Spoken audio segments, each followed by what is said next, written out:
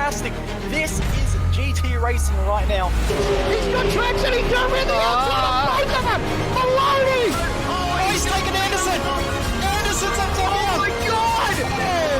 Big crash! Oh my goodness, half the field's gonna get rolled! Second very close. These guys are want to make their way through the field very quickly. Oh, there we go! Oh no! That's massive! This is it! This is over! I can't believe this! Oh my god! God, what?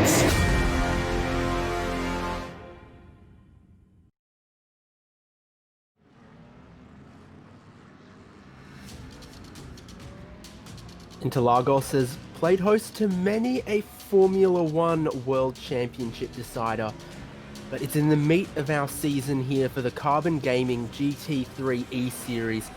This is round 3, week 3. We are in Brazil after our little American fling to start off the season. It's a 58 lap race ahead of us. That'll be around about 1 hour 30 minutes of GT3 endurance. So we're expecting to see some pit stops for this one. We're expecting to see a lot of the action that we saw at Sebring, a lot of the action we saw at Belle Isle. The million names are back. There's a solid mix of GT3 vehicles as well. So that's all ahead of us here, but not until we've done qualifying, where the green flag has just dropped. All the drivers are on their outlaps, and for 20 minutes, they've got to try and find some clean space out on track to get their qualifying lap time in. I'm going to follow along with that to start us off. But I'm David Haynes, producing for us Jay Kennedy, and I'm joined by Mia Rose as well. We've gotten rid of the Kiwi Cam Dance and found a substitute. Mia, what do you think about GT3 cars for a long race like this? Well, it's going to be interesting, especially here at Interlagos, because there is, a fuel restriction on these cars. So usually these cars can run about an hour time distance on a tank of fuel. Now with the fuel restriction, I'm not fully up to speed on what it is, but it'll be under an hour at least. So possibly if it was an hour and 30 timed race, it'll probably easily one stop without the fuel restriction. It could possibly be one or even a two stop with the fuel restriction. But you also got to forget as well, we've recently had a new build where it's possibly sort of screwed around with what these drivers thought what they had from the round previous. So this is sort of new territory for some of these drivers. But other than that, a long race in Interlagos is always very interesting. We've been every race so far this season be swept by BMW Z4 GT3s, including Jeff Connell, who we ride along with here. So a little balance of performance update. They've gained 5 kilograms since last week. So they've been eating very well in Munich. We'll see if that means some of the other manufacturers are able to compete right at the pointy end of this race. Of course, those other cars, we've got a few Mercedes out there, as you can see. There's a Ferrari or two. We always love the flame-throwing McLaren, and some Audi R8s out there as well. So solid mix of the manufacturers in GT3 you'd expect to see. We'll hopefully have a pretty even balance between all of them in this race. So with qualifying where it is right now, 16 minutes left, the first flying laps just coming onto the board now. Emerson Harvey to the top for the minute. The times are going to start coming in thick and fast as all of our drivers have completed their outlap, have just about coming to the end of their first flying lap. And we'll see where they go from there.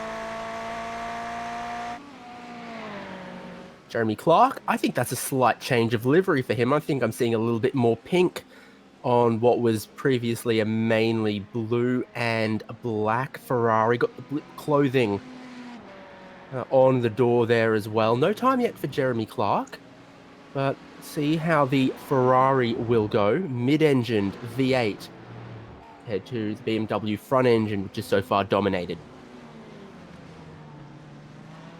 It's good to hear as well that the series admins have been putting in a custom BOP for some of these cars. So the BMWs, I think it is sort of known as to be one of the more powerful cars in the recent iRacing BOPs for GT3. So not really surprised to see them up there, but they're a very outdated car in real life. So, if you were BMW looking at this right now, you'd be going, oh, that's an old car.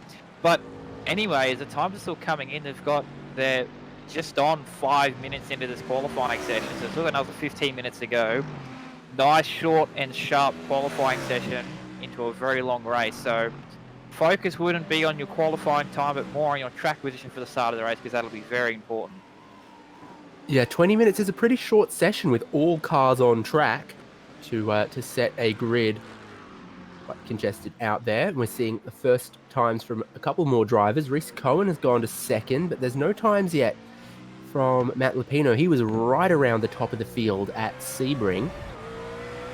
He needs to find something in this session.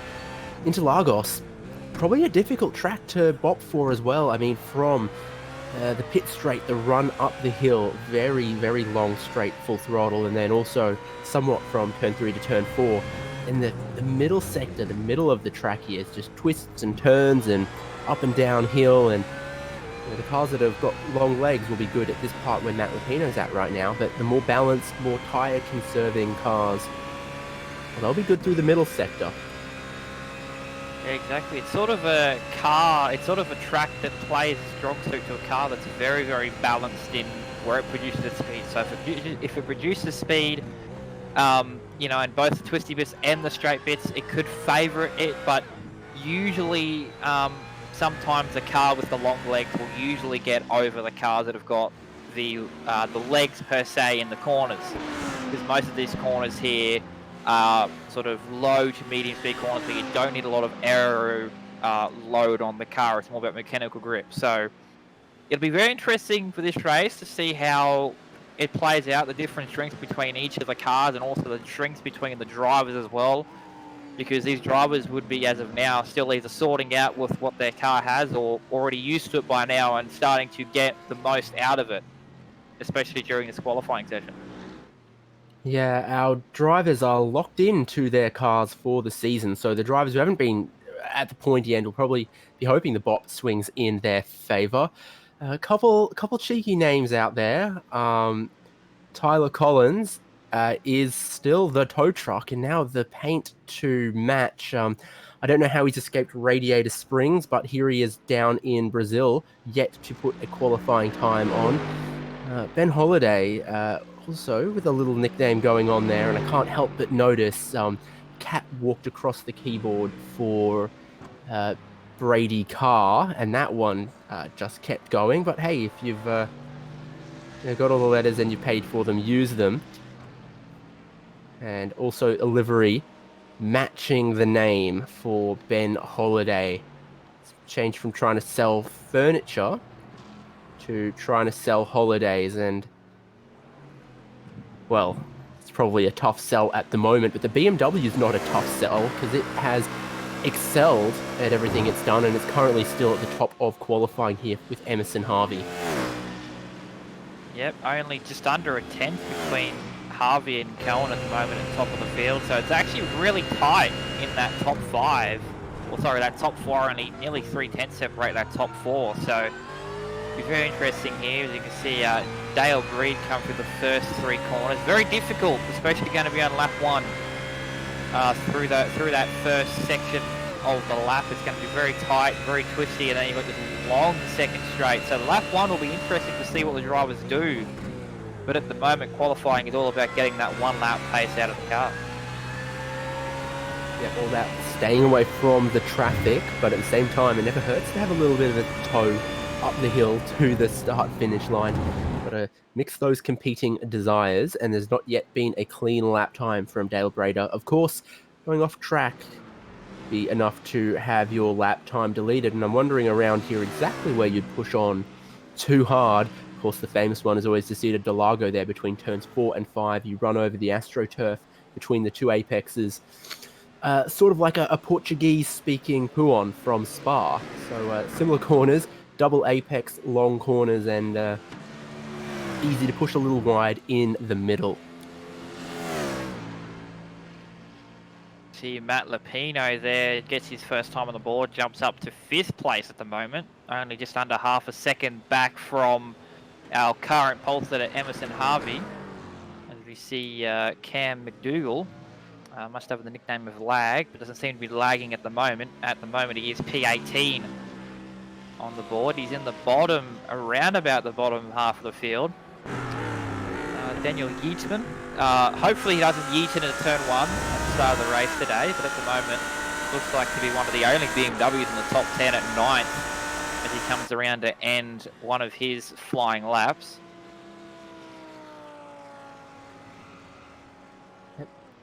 So how's this going to be for the 85 car?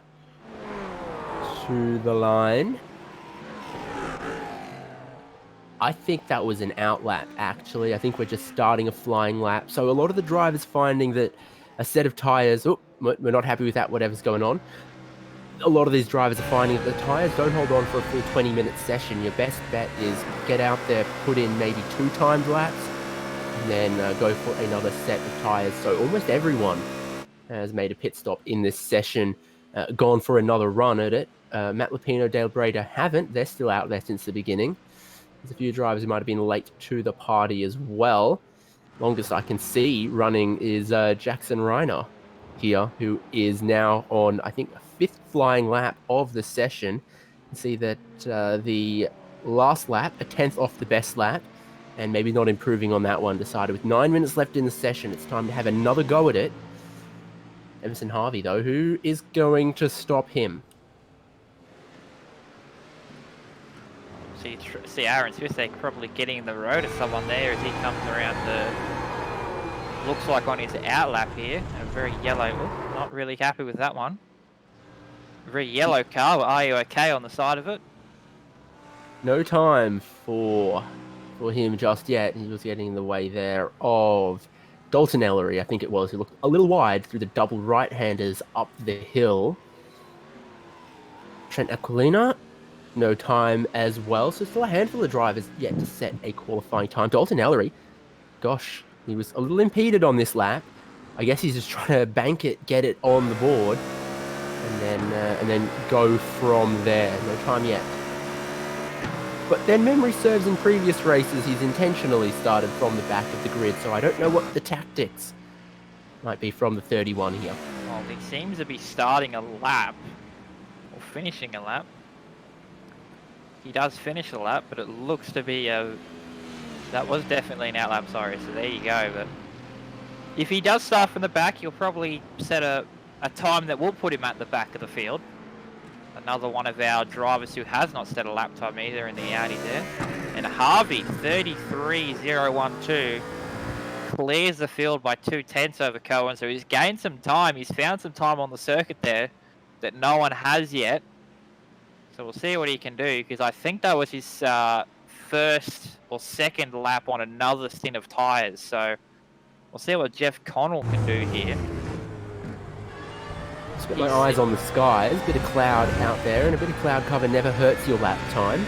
The track is warmish, 38 degrees Celsius at the moment. Beautiful summer weather. But if it does cool off a little bit, even momentarily, that's when you want to be on a flying lap. You want to be out there right the way till the end of the session in case some good conditions come across. It is 3:30 in the afternoon, so probably cooling off from about here. That is what I'm talking about at Descida del Lago there. The runoff drops away to the right-hand side there. You push a little wide across the curb onto the AstroTurf, and your lap time is gone, and you are getting an off-track as well to get your time deleted. Yeah, good old 1x to go with your time getting disallowed. It's a very tricky corner, especially in qualifying, because you're focused on the apex, but the exit is very blind. So if you think you're carrying the right enough speed, the exit will come up to you and say, hello, you're getting a 1x now. And there goes your qualifying lap, and also some safety rating if you're doing it in a race. So one of the spots that you'll probably get a lot of incidents racking up from. Then your exit through there is very critical as well, because it then immediately follows a straight uphill. So every little bit of speed you carry through the corner is of great benefit to you. Pushing those limits sometimes comes with a risk. Stephen Ellery, who has pushed the limits with some risk at Bathurst before in his life, 23rd on the grid right now. So that is maybe not where we've seen him before. Last lap, well off his best lap, so that might have been cool the tyres down, It might have been an outlap, not sure, but this is looking a little more promising. Yeah, and just up ahead of him as well, Jeff Connell was just setting a lap. Just goes under what he was, he's still 5th, but Stephen Arrow, let's see, 35.5, so just 4/10 under his fastest lap. So down the field at the moment, we've now got 5 minutes left of qualifying. You can see one of the Ferraris, a very rare Ferrari to be seen in this field. At the moment, he's placed 8th in that Ferrari, so he's doing pretty well. Oh, a little bit wide out of 2 there. Onto the grass he went. Not really a place you can get a 1X, but if you do get a 1X, you've probably hit the grass and you'll probably say hello to the wall straight afterwards, so. Yeah, Curva de Sol is turn 3 flat in some cars and not quite in others. That's Holiday taking a trip around the outside. I think I've said that before in this series, just making sure he stayed well out of the way. Yeah, well, also, as I said, that Jackson Riano was in 8th. Aaron Shields takes his spot in 8th place, but Daniel Yeatman decides to take the pit entry, either to put a new set of tyres on, take some fuel out of it, or just deciding to park it up for qualifying. But he's 10th at the moment, so he doesn't have a lot. He doesn't have a lot to gain. Actually, he's probably got, if you get about a 10th or 2, he goes up about 2 or 3 spots. So he's not doing too bad so far in qualifying. Kochner is in position here to get a little bit of a toe off the BMW in front potentially. Which one is a bit stronger in a straight line mayhaps between the BMW or the V10 Audi. Be helping Kochner here, but then has the potential to ruin your next lap if you've still got tyres underneath you. But 23rd for Kochner. And that was a moderate improvement. Ooh. 2 positions, as William Yarwood is not going to improve on that lap. Or probably at all in this session with just 3 minutes left. Well, he probably still has another, if he goes out right now, he's probably got another fast lap, or even 2 if he's lucky up his sleeve. So there's still enough time to get some time as Aaron Shields cross the line. Checkered flag has been a hard end to these sessions in past. Wouldn't guarantee that that's what might happen today, but that would say that with 1 minute 33 lap times, it's now no longer possible to leave the pits, do an outlap, and then complete a flying lap at this point. So everyone who's out there has got to make the most of it. Track temperature has risen half a degree, so it's not cooling off, as some of them might hope. See if Ian McMahon finds anything there. Not on that lap. He didn't, but he will have one last opportunity. Crossing the line right there. What about Matt Lupino? The 33.449 is his time to beat at the moment. He's got another nearly half a second if he wants to get pole. As he comes past the pit entry to the line, goes wide, so might be starting up for another lap. Disallowed. 33.6, but it was disallowed, so he must have got an off track during that lap. Jeremy Clark here. That must be slow. Here we go. Got more cars here. Looks to be starting their final fast laps. Chris Cohen is going for pole. This might be his last opportunity on this lap. So he's going towards the line. If there's a minute 33 left as he crosses the line, he'll get one more. Oh, it is nip and tuck right here. I don't think he's going to get another the way that is looking. But he'll cross the line and hope that this is enough. And it's not for him. What about Brady Carr? McLaren normally pretty good in a straight line. Normally picks up pretty well in the higher gears in a straight line. Goes 34.4, it goes up into the top 20, 17th. Really good time there by the McLaren driver.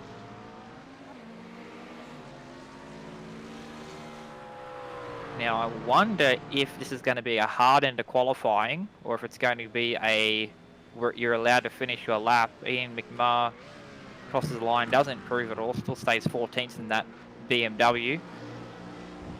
Matt Lupino, taking limits of the track to the extreme out of there. And that's the last opportunity out of a corner you got, because this entire straight is all about that exit. He's going to try and get all of the straight line he can to finish this lap off. Will he improve, or did he get an off track from that little excursion? 33.5, he does not improve, so he stays 5th at the moment. Close. See what he can do here in the Ferrari. See a lot of guys not keeping it tight out of the last couple of sectors. 33.4 does not improve at all. Just misses out on improving. Yeah, Reese Cohen. Let's see if he matches the line here. I think he probably will.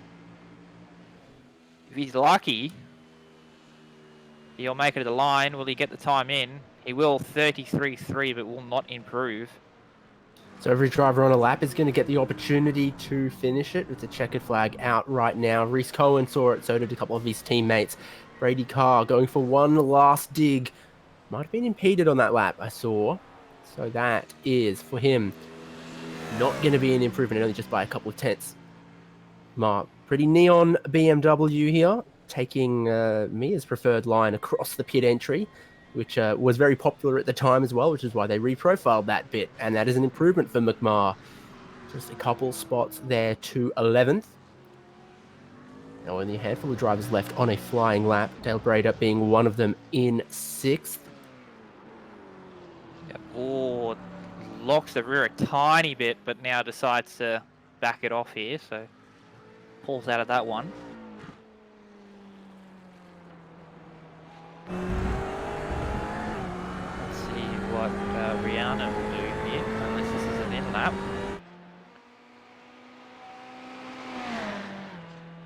Yep, and it is an in-lap, so you'll bring it into the pits for a little pit entry practice before the start of the race, which is a good thing to do.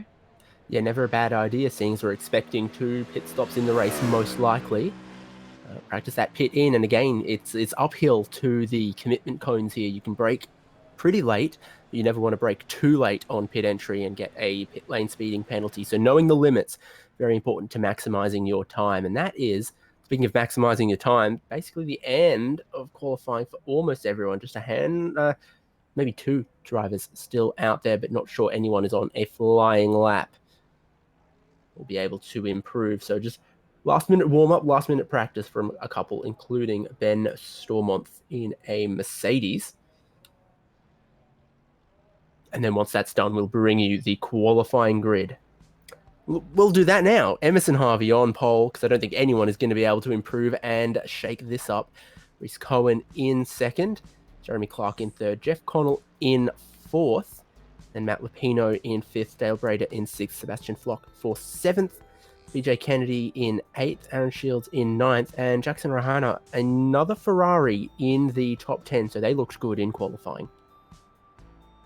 Yep, and then 11th place will be Ian McMahon, 12th place will be Daniel Yeatman, 13th Pete Dunham, P number 14 is Jared Sykowitz, P number 15 is Mr. Ben Holiday, trying to sell some holidays today, P16 Dalton Ellery, P number 17 Daniel Carr, a lot of R's in his last name, Matt Dumfrey rolls out P18, Cam McDougall runs out P19, and finishing off the top 20 will be Isaac Kochner. And then a perfect round numbered grid of 30 cars today. This is the remaining of the grid. Zach Nickel in 21st in the McLaren. Tyler Collins in 22nd. Ben Blaise 23rd. Stephen Ellery couldn't improve out at 24th there. Craig Gurry in 25th. William Yarwood 26th. Eden Watson in 27th. Ben Stormont in 28th. Trent Aquilina in 29th, and Aaron Smith managed to get a time on the board for 30th. So everyone has a qualifying time. They're lining up behind the pace car now for our rolling start ahead of 58 laps. It's not a full pace lap here, but it's about 2/3 of the lap. So conditions very similar to qualifying. 25 in the air, which is lovely. 36 on the track, a little on the warm side. So tyre conservation might be the way to go, seeing as we often see quite a few fuel-only pit stops for GT3 cars. And our race length is going to be 58 laps or 1 hour 40 minutes, whichever comes first. Leaning towards 58 laps being achievable, Mia. Yep, and the fuel numbers will look to be they'll be doing 35 minutes maximum on fuel tanks. So it'll be interesting what the lap distance will be with that tank. So with laps being about a minute 33, possibly a minute 34, depending on how the drop off is with the fuel tanks and also the tyres. Be interesting to see when our first pit stops happen today with the fuel numbers. There's one Porsche on track right now, and it's leading the field, but it'll pull in momentarily. That's our pace car for today, which we think we're going to see again. Lights are off, and your front row are giving a generous amount of space to the safety car, hoping, fingers crossed, for a clean start that way. BMW is really backing everyone up here before we get going for 58 laps in the Carbon Gaming GT3 E-Series. Emerson Harvey has won before this year. He's starting off pole for round 3 in Brazil. A long way still to go before he can convert that pole position to a win, though. Junsao, basically the final corner on the circuit here. 90-degree left-hander. Still got everyone waiting. Safety car is a little moment away from pulling in. Ooh, sort of starting to stack up now, so we'll see when Emerson Harvey does pull for green flag here. Everyone else double file behind him. Pack doing about 75 kilometers an hour or so. Still waiting. Here is pit in. Safety And car. he's gone. Yep. Right before safety car pulls in, Emerson Harvey puts the power down. Green flag now waves. Emerson Harvey didn't want to wait for it though, and he spreads the field out down towards turn 1. He's had a good jump. Reese Cohen's come with him well, but Clark and Connell battling hard over third as we go into turn 1. Is everyone giving space? Seems like it's so far. Single file up front, double file in the back here for the first lap at Interlagos. We've got one car off in the background. That is one in the wall, and that is Kochner in the wall in the Audi. Not a great start to the 58-lap race for him, but he'll keep on going. No damage at all. Turn forward to Cedar Delago. Big braking zone there as they all struggle with the tyre temperature. Some pushing wide, having more troubles than others. Jackson Rayhana here from 10th on the grid, now back in 11th. Kind of boxed in around the BMWs. Ferradura, the horseshoe, double right-hander at the top of the hill. Again, some drivers still struggling. Big dive down the inside there is going to force Ian McMahon wide. If he can stay around the inside, it's immediately into a hairpin left, but he can't. That is well out of shape. Onto Another the grass. BMW. He's not the only driver having some issues there. Might have been... Oh, it's Dalton Ellery in sympathy off the circuit on lap 1. Jeez. Yeah, that was very weird. Looks like the curb caught him out there with the cold tyres, but... Anyway, at the moment, Cyclist was harassing the rear of Brady Carr's McLaren and gets past him onto the front straight.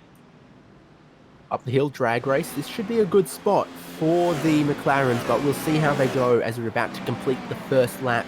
Emerson Harvey has got his pole position into his first lap led. There is a field of other drivers coming along with him for the moment. Brady Carr's going to go around the outside of turn 1, but then not carry enough speed to keep the inside for turn 2. So an attempt at a move for Brady Carr there has not stuck. And in front of him as well, Holiday and Yeaman were both battling, and they're still battling now. In the turn 4 down the back straight, the Audi with the straight line speed will outbrake him. Yes, he will, and then... Cyclist is having a look, nearly ran Holiday up the rear, but there you go, Yeatman gets past Holiday, and now Carr is having another look, looks at the inside, brakes a bit early, decides not to, and then side by side up the hill here, Brady and Rihanna, and Rihanna will pass the BMW of Brady there. So from 6th on the grid, Brady is now back into 10th, so one driver losing a couple spots here is Breda there. Rahana up 1 position since the start. Aaron Shields has also been a big gainer, but your top 5 are running the order that they all qualified. Emerson Harvey starting to build a little bit more gap to Reese Cohen. Jeremy Clark in the Ferrari now looking a little menacing. How's the straight line speed for the Ferrari? Is a question that's been on a lot of people's lips this year. Doesn't look to be that great in the draft in turn. What looks to be sort of staying with Cohen down the front straight, but now he's got two BMWs behind him of Connell and Lapino starting to catch. As I said, that Lapino puts two wheels in the grass and just saves it. Connell's looking pretty good here. A lot of speed through turn 2 and then through Curva de Sol. Close towards turn 4. Gets even was closer than the one he was at the front straight. We'll see what this Ferrari is like.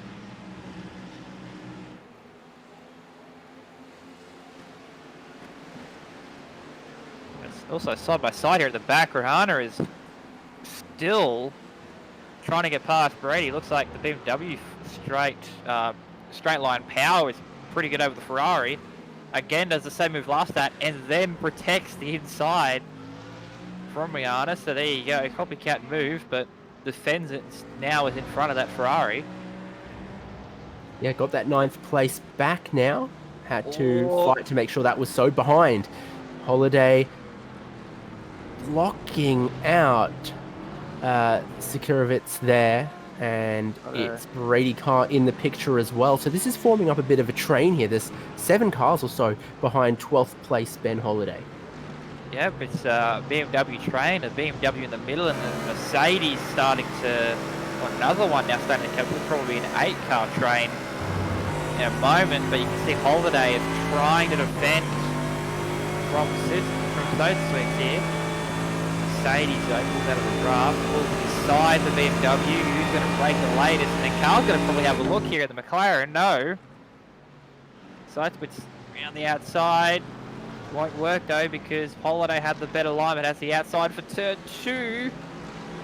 Still holds that position. Now Carl's going to stick his nose up the inside here. Brady Carl's just been wondering, where on earth am I going to sort into this as they go too wide? But he's down the inside now, really boxing in Sirkovic. Not deep enough to outbreak Holiday in front though, but was there a little bit of a rub there? Of course there was, but Brady Carr is through now. Sirkovic punching bag now as Cam McDougall wants to join the party, but further up the road from them also another pack forming, and that's Jeremy Clark meet in a BMW sandwich, even though that's not how sandwiches work. They're normally described by their contents. More bumping and barging, and that's Sirkovic around broadside, collected by 2 other cars.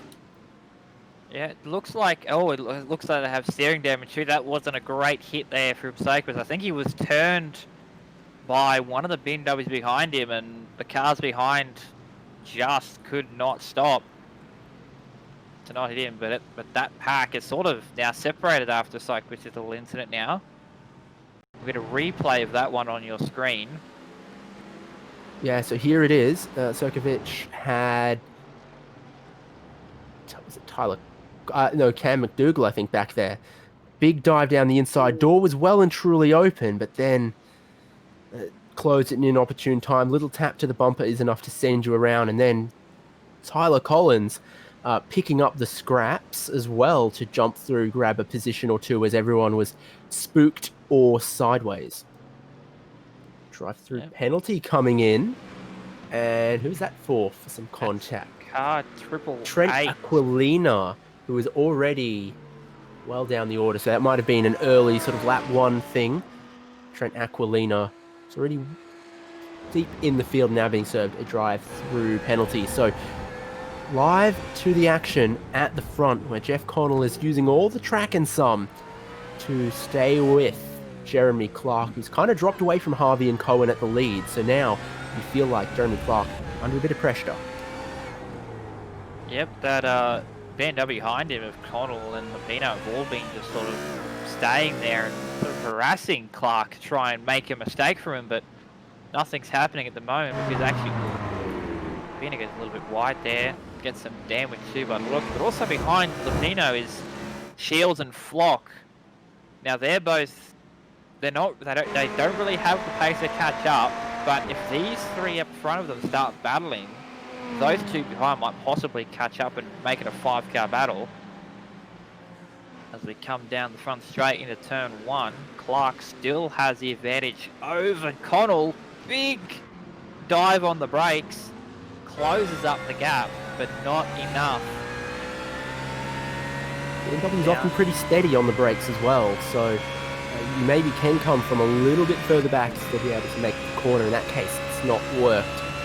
Connell in behind Clark. You really see the closing speed start to build in the draft around 5th and 6th gear there.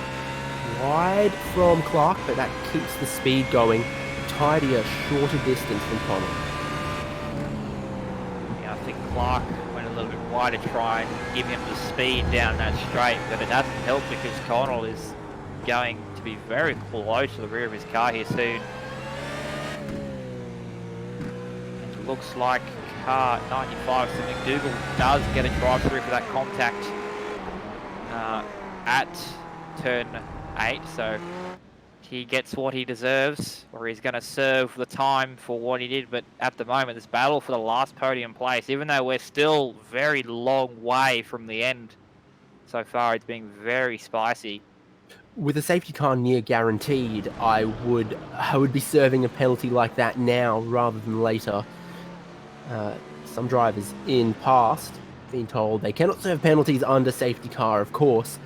That is a very, very painful thing to then have to wait till after the safety car and the field bunched up to serve it. So sensible thing to do is get that clear and out of the way. Ferrari versus Ferrari action here though. Rahana looking for 9th place from BJ Kennedy and made it look kind of easy there. So up into 9th as BJ Kennedy drops back another spot from 8th position into 10th. I think that was mostly helped with draft there, and he just let him go and be like, go on, you know, still got a long race ahead, so might be thinking about tyres maybe to try and conserve them. But now,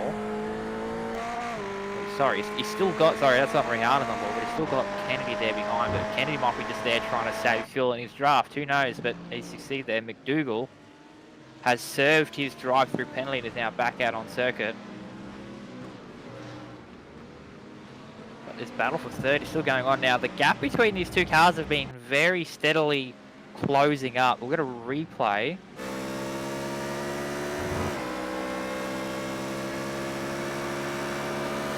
Might have got close. And this has been one of the spots, you know, through the long corners. The BMW also seems pretty strong. Not sure what the marshals saw around the circuit there, but up the hill, Clark isn't pulling a toe off anyone else anymore. Connell following directly in the wheel tracks. Yeah, well, Lupino's actually lost pace, so he probably does have front end damage with that car. It's affecting his straight line as Connell again closes really close up to the rear of Clark into turn 1. Again, showing how aggressive he is on the brakes. And then Clark gets the power down out of the corner better than what Connell can do. But behind these two, Lupino was sort of backed off a bit, but he just did nearly the exact same lap time to the hundredths between these two guys. So all three of them are very, very consistent on pace. Yeah, 15 minutes in now, and our top 6 is still covered within about 6 seconds or so. It's been very evenly paced between all, but the first two are slightly scampering away, but not a great distance, and not enough that a little battle between them wouldn't bring them right back into the picture and get these drivers behind in amongst the action as well. Yeah, but also just noticing that lead gap has started to close up a tiny bit between Harvey and Cohen. Yeah, you can see it there right at the top of the timing tower on the left of screen, that it's within a second, hovering around 7/10, 6/10, so that's going to make it difficult for Harvey to get away. Certainly not close enough for Cohen to make a move yet. Let's get this look down the pit straight. 1st and 2nd battling, 3rd and 4th battling, and 5th and 6th still hooked to the back of the train. He's showing the nose a couple times into turn 1 here. When's it going to work? This is then a wider run through 2. Is it going to be more speed through turn 3, Curva de Sol? Maybe an overtake at Cedar de Lago. Yeah, it looks to be hopefully this draft that Connell is getting will help him into turn 4 here. No, backs off. So, because these two, Clark and Yeah. also Connell go wide. It's actually going to help Connell here because Clark went wider and lost traction. Connell has got the run, looks to the outside, decides not to do it. Probably going to try and get the cross back into next braking zone here. No. All gets very close to the rear of the Ferrari in front of him though. Battle is very intense. They are very close on pace. The last lap they were within 4 1,000ths of each other with lap time. So these two, their pace is very close. But I think Connell might be a little bit faster going off what he's shown so far into turn 1. Goes a little bit wide out of that last. So here we go. Last corner before we get to the front straight. We'll see what Connell has in the draft. See what he can do in a turn 1, because it could probably be the next couple of laps we'll see a move from Connell in turn 1, because he has the brakes to do it, but he can't get the run down the straight. He is now. What will he do? Will he pull for an overtake, or will he stay behind again? Larger and larger in the mirrors. Doesn't. And by mirrors, I mean the rear-facing camera there. But again, not quite close enough. Clark's just punching well enough off the corner at the bottom of the hill. This is off the track for Ben Stormont. Where has that Mercedes been? And were shenanigans involved? I think this might just be the rear of the car looping itself through the long corner. Let's see what. Yeah, just loses the rear. Possibly, yeah, something to do with the rear of that car. We'll get another replay. It looks to be an overtake. McMahon and Holiday. Holiday's defending the inside, but I think there might be a bit of damage for Holiday. I saw him get sent off track earlier, and that speed advantage is more than just the draft. You can see the tweaked body panels to the front of Ben Holiday, and it's hurting him very, very much at this point in the race. You see everyone just breezing on past him. Whole front left of the car, not in a good way. And in fact, he's trying to get the attention of a race control. He doesn't like the incident that led to that amount of damage. Bouncing across the curbs, Ben Blaise. Gosh, these Mercedes are looking tough anytime they even look at a curb, let alone try to go over the top of them. Yeah, that's very weird from Mercedes there. They used to be known as cars that would, be very consistent. But as you can see here, Cohen and Harvey's gap have closed. I was looking at their lap times the past couple laps, and Cohen has been eating about a tenth or two out of Harvey. Last lap, Harvey had the pace over Cohen, but still, this gap, as I mentioned before, it was close, but it got even closer, and I was thinking this might be a battle for the lead here soon. As you can see, Harvey probably is worried that his fuel is lowering down and his tyres are probably starting to wear out a tiny bit. Yeah, I crunched the numbers. I think 22 laps or so is probably about as far as we'll see anyone do for a stint. Oh, Clark is around. We'll cut the replay. Clark is around, so Connell and Lapino have gone by. And Shields will go by too. We've got a replay here of an overtake. Again, Holiday sitting duck in a straight line, missing 5, maybe even 10 kilometers an hour, but not sitting duck in a straight line, but still persisting with that one. So Clark was in third place in the Ferrari. Here is what happened for Jeremy Clark. Was it a dive? No, it was the rear letting go up the hill. Well, a really good save too. So looks to be just probably either the brakes were a bit too far rearward, or he just sort of turned the car a little bit too aggressively, and the car didn't like it at all. Let's see what happens here. Yeah, it just looks to be maybe probably the brake bites a bit too rearward, and the car didn't like it. But a really good save, only to lose 3 positions, and all 3 of them were to BMW. So now it's a BMW top 5. As he now looks at the rear of Shields. Super early that the rear tyres went as well, even though he wasn't on the grass. So, yeah, not sure what about that. You can see it's a little bit cloudy now. Track temperatures are dropping. It's not the tyres maybe, or track temperatures giving way. It's the, whatever the cause for it was, maybe the Ferrari's just not looking after the rear tyres as nicely as a BMW might. Still under pressure. Matt Dunphy has a drive-through penalty, and I do believe that is for sending Ben Holiday It wide. was, yes. And Ben Blaze again is around. This time at turn 1. So his Merc is not looking really great at the moment. We're going to replay what happened here. Was this possibly avoiding an incident, or was it possibly the rear letting go on the brakes?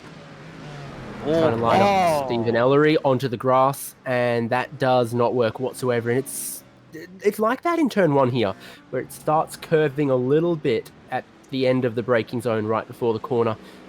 Ben Blaze not one to be discouraged here, but losing out a position to Cam McDougall there. On pit lane, Sirkovic. That's tyres. Yep, so might be worried that tyres are not going to last as long, but Clark has gone by Shields, so now the Ferrari is back in the top 5. But that gap in the lead, you can see, is extended out to now 1.1 seconds. So Harvey has got the pace back again. We've got here with Flock down into turn 4. Very cool looking honeycomb livery on that Ferrari. Quite like the spec map on it too. Bit of snake skin as why not? Exactly. No sponsors to show, so why not make it a very unique livery? As we cut to the lead here, as you can see that the gap has opened up to 1.2. A few laps ago, it was down to 0.4 of a second, so Harvey's got the pace back up and is now pulling away from Cohen, so might have been some fuel saving maybe from Harvey, but you see battle for 12th. Great car, tow truck Collins. Zach Nickel and Ian McMahon behind. So 4 all together here. 2 McLarens that you are not going to miss. Tyler Collins pushing a little wide there, but no real issue. Now we get the rear shot cam, probably one of the best cams we'll see so far in this race, is the flame of the McLaren. Oh, look at that. Also promote whoever programmed that heat haze, because it is it's something as well. It's very spicy, you could say, probably nice and hot. Trying to make a joke, but it won't work. Anyways. So what about down the straight here though? Car is leading the train. Collins close on the brakes, on the grass, round you go. Very, very similar to Ben Blaze as well there. Just getting caught out behind another driver, not seeing where the paved section ends and the grass starts. 2 tyres on the grass, loops it around. It's going to lose touch with that battle. But it was a really good save too. Wasn't stopping or didn't do anything. Just sort of spun around and kept on going. But now this battle for 6 is looking to be heating up here as Flock is catching to the back of Shields. Shields seems to be going way off the pace at the moment. His last lap time was a 34.7 compared to 34.6 to Flock.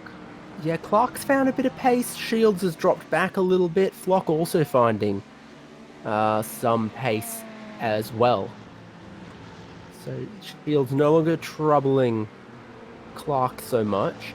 Now under pressure from Flock, who has a good line at Yunsao up the hill. Fixed setup for the Ferraris. You'll often see them not even getting to 6th gear though. Quite tall gears for them. I wonder how that works or hampers them. It'll probably hamper them come the straight if it's in between 2 gears, but you can see Flock last lap easily a tenth quicker than Shields, so but also the battle here for 12th. Don't hold your breath, because car is going for pit in. So that's an early pit stop call. We might well be within the window now. Take an early stop. If you do get a safety car, then maybe that's the smart way to do it. So now what was a great 4-car battle, loses car, loses Collins. It's just Nickel and McMahon. Oh, you've missed your pit stall. That's a horrible, horrible feeling. Costs you quite a little bit of time as well. Yep, so actually you might probably be going for the undercut, because 22 laps is, as you said, there's got to be another 14. Yeah, so you got to so if you do pit So it'll be 22, 22, 14, but you can see Carr is actually going for the opposite way. So he's doing his short stint now, and then going to do 2 22-lap stints to get to the end. That's why he's pitted then. So very smart strategy call there by Carr to get him out of the traffic maybe, and possibly into a contention for the top 10. Emerson Harvey with the biggest lead anyone's had all race long so far, 1.7 seconds ahead of Reese Cohen. Then you can see a little bit further back, here comes Connell, Pino, Clark. A little bit of traffic in there as well, and then Flock still trying to pursue Aaron Shields, but Dale Brady has gotten to the train as well here, maybe as well. So yeah, probably been dragged up to it by Flock Slipstream. Also behind them too, you've got Rihanna. So this is going to be probably a 2 BMW, 2 Ferrari train here soon. We've got a car stopped. We've got Daniel Yemin in the Audi. Where is that? 3-point turn as well to get it going. That is looped around and heavily. That is a turn 3, so watch this replay here. Let's see what happens. I'm probably guessing that it's got the curb on the exit, and it's then the rear of the car is not liked it. Low side on the curb, a potential. No, bouncing off of the curb at turn 2. I think the suspension damping hasn't worked. It's not settled, and it's gone around as you're trying to open up the throttle there. Bit of traffic got involved there with this battle for 6, but hasn't hampered it at all because Flock is there.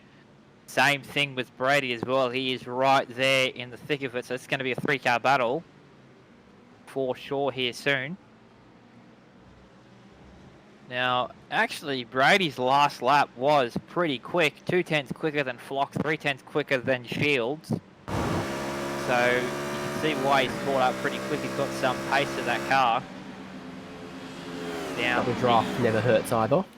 no, exactly not. See what happens in a turn 1 here. Closes up there, does Brady as well. Certainly So Flock under a bit of pressure now. 3/10 there, you can see. Tighter line through Curva de Sol. Then again, Flock is going to be getting a little bit of toe off the car in front of that. So in some way protected, but in some way meet in the sandwich, having to look forward and also keep an eye on what's happening behind. Yeah, but I think he's probably going to be focusing more on what's happening behind him because Brady is right behind him. We've got McMahon in the pits, so it looks to be he's going for the same strategy as what Carr would into turn 8, and they're all very close to each other now.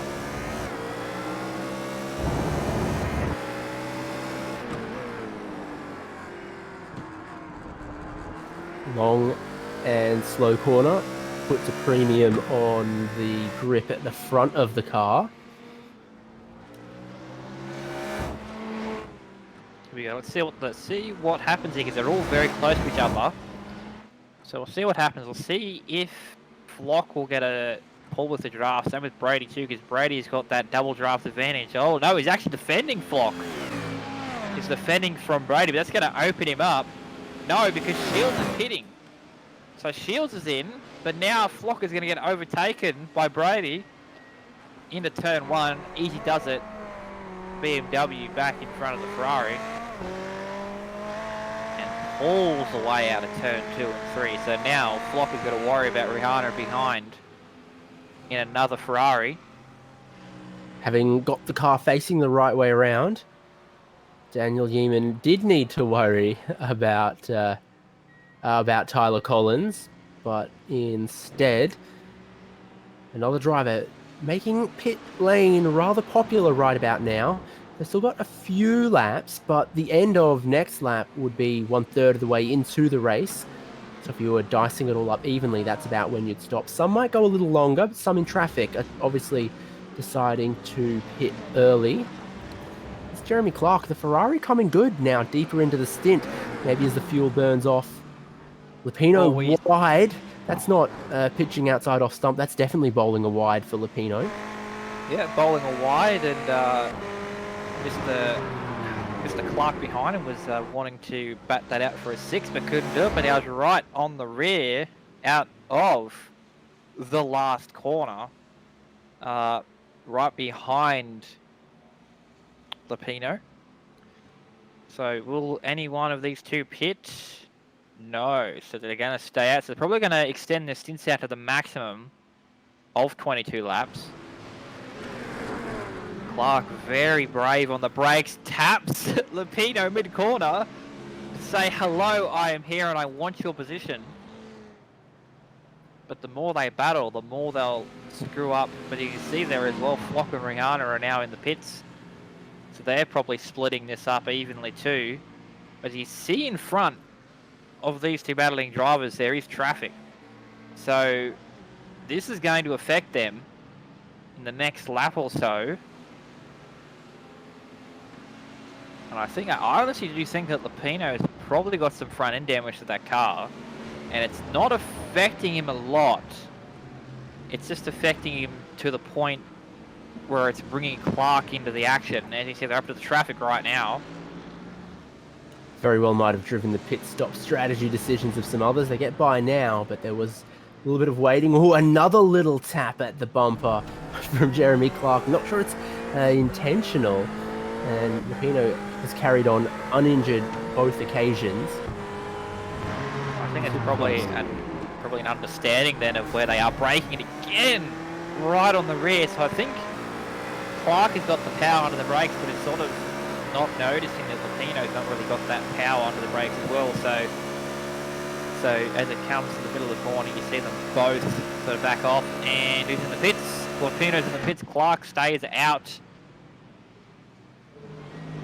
So we'll actually see where Lapino comes out, because don't forget that we had a couple cars that were around where Lapino did pit. So you can see they're Flock and Rihanna. Those are some of the cars I was on about. See, they are very close to each other, but they've got a bit of traffic in front of them, and that traffic's probably full position on track as well. You see their shields as well too is in front of them. So it's going to be interesting come when Mr. Lapino heads out of pits. Yeah, and there's a split in the strategy here. So we're expecting 2 stops, and McMahon and Brady Carr fuel only, but a few others going for tyres at the first stop, hoping a safety car gives them that time back, and then maybe later on they'll be stronger. Blaze loves the grass. A bit wide there with McMahon, who has stopped. Blaze hasn't. So Lapino, yeah, also going tyres. So he's out of the pits now. So he's going to come out in between, or actually he's going to come up behind Brady Carr.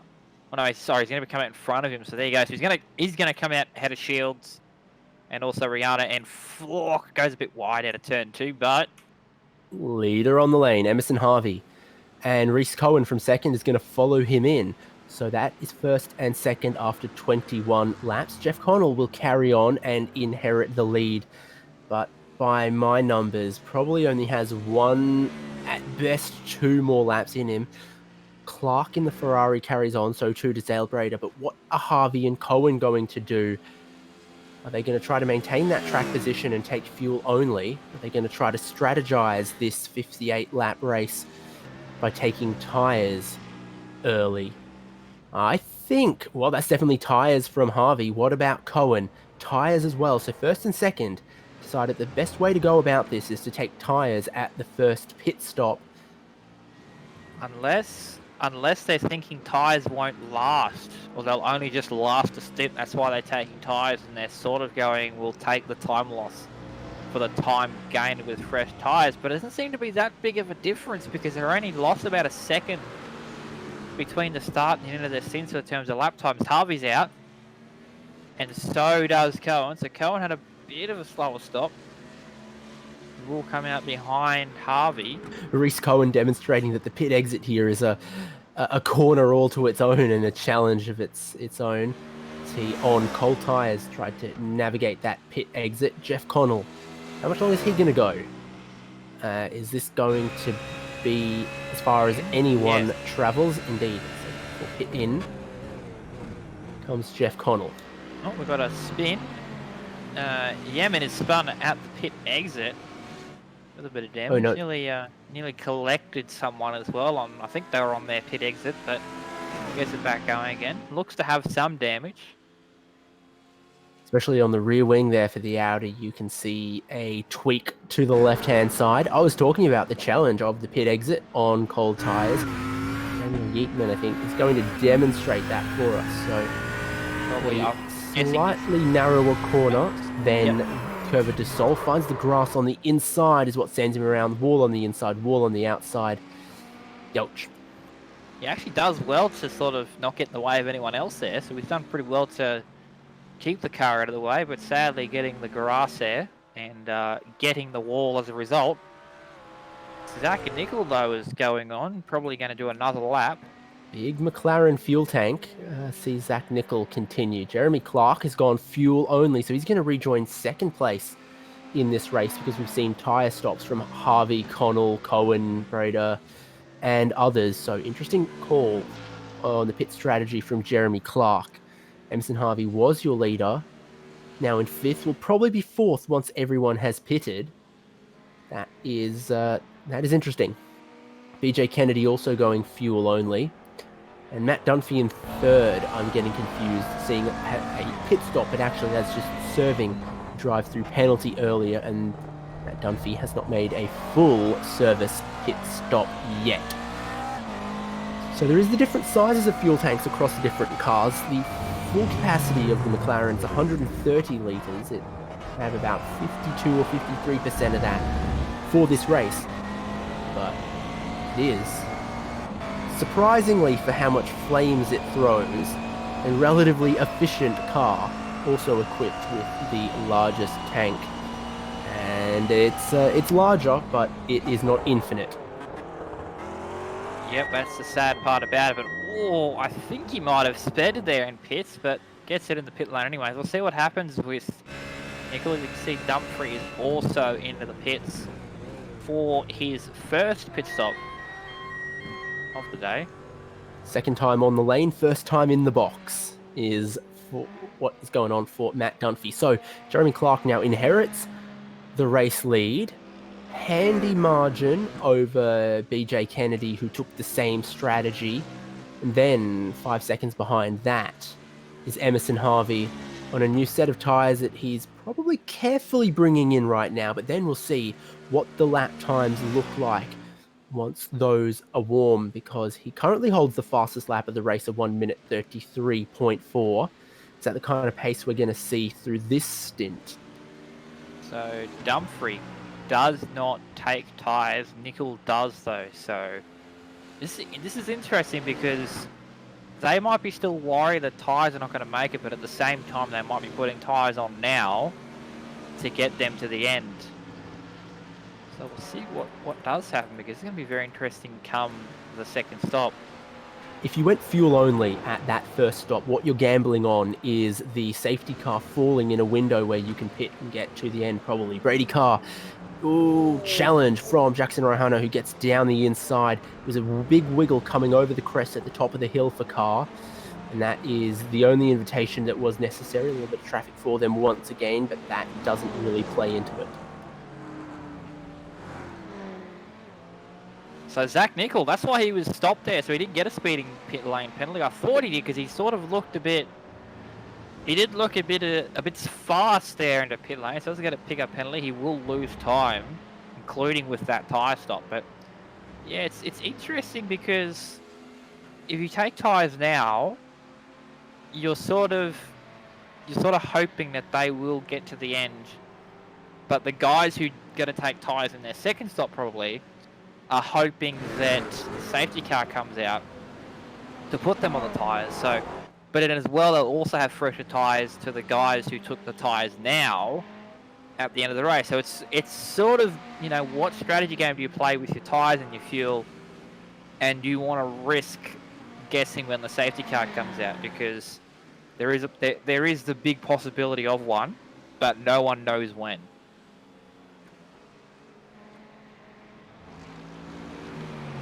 I think the It's hard to know which is the gambling strategy, which is the safe strategy on that.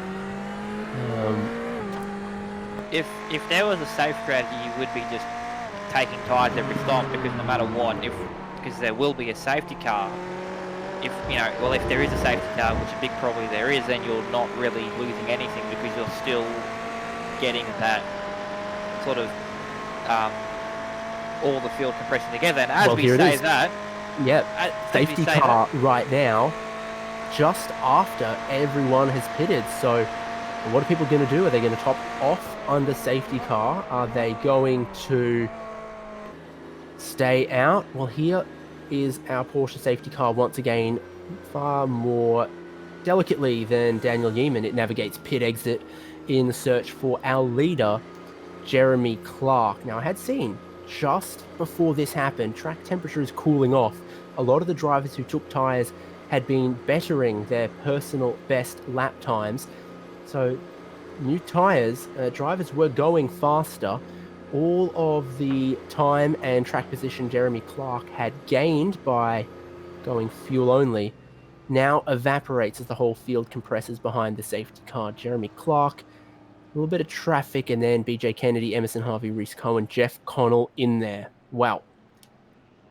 Well, I'm thinking just now, safety car is out, so if I was any of these drivers, I'd probably pit, because you're probably, if you pit now, you won't lose. You'll only lose track position at, that's all you'll lose. But at the same time as well, you're losing track position, which is not going to be great, because we won't have another safety car unless there is something else that goes on. So my guess is it'll probably go green at about lap 27 or lap 28, which will give us around about 30 laps left in the race. So if you pit now, you only need to do about a 15-16 lap stint if you want to sort of separate it evenly. You've got a 15-16 lap stint, and then you're easily to home.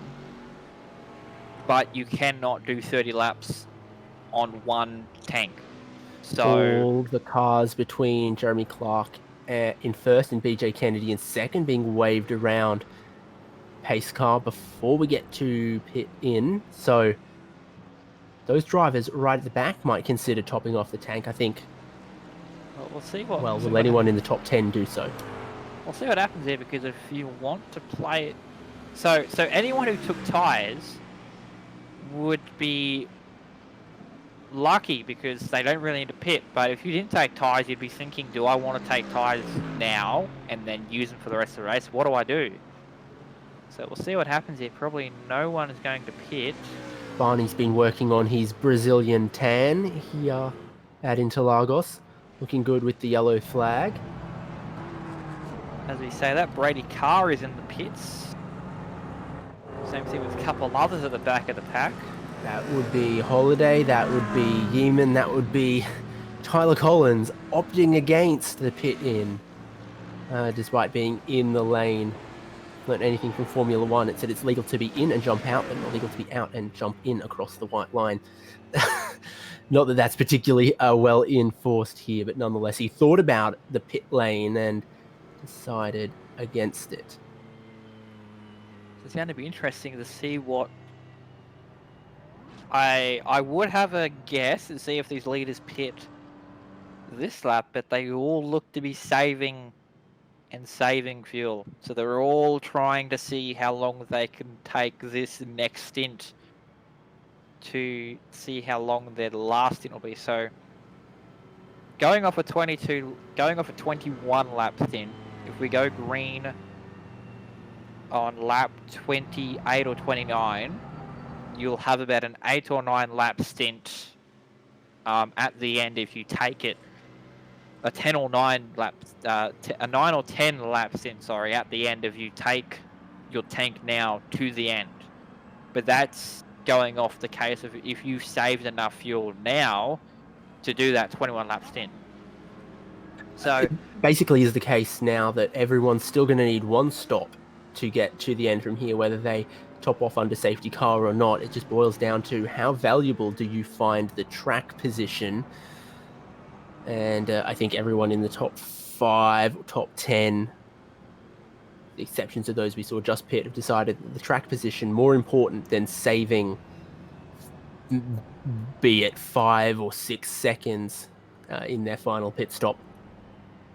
Yeah, so in also as well, they probably would have pitted for tyres, because tyres is going to be an interesting factor here, because Clark and Kennedy have not got fresh rubber on, but Harvey, Cohen, Connell, and Lupino behind do have fresh tyres on. So this is going to be interesting to see what Clark and Kennedy do when it comes to their second stop, because are they going to take tyres? They are not going to take tyres. It's going to be very interesting indeed.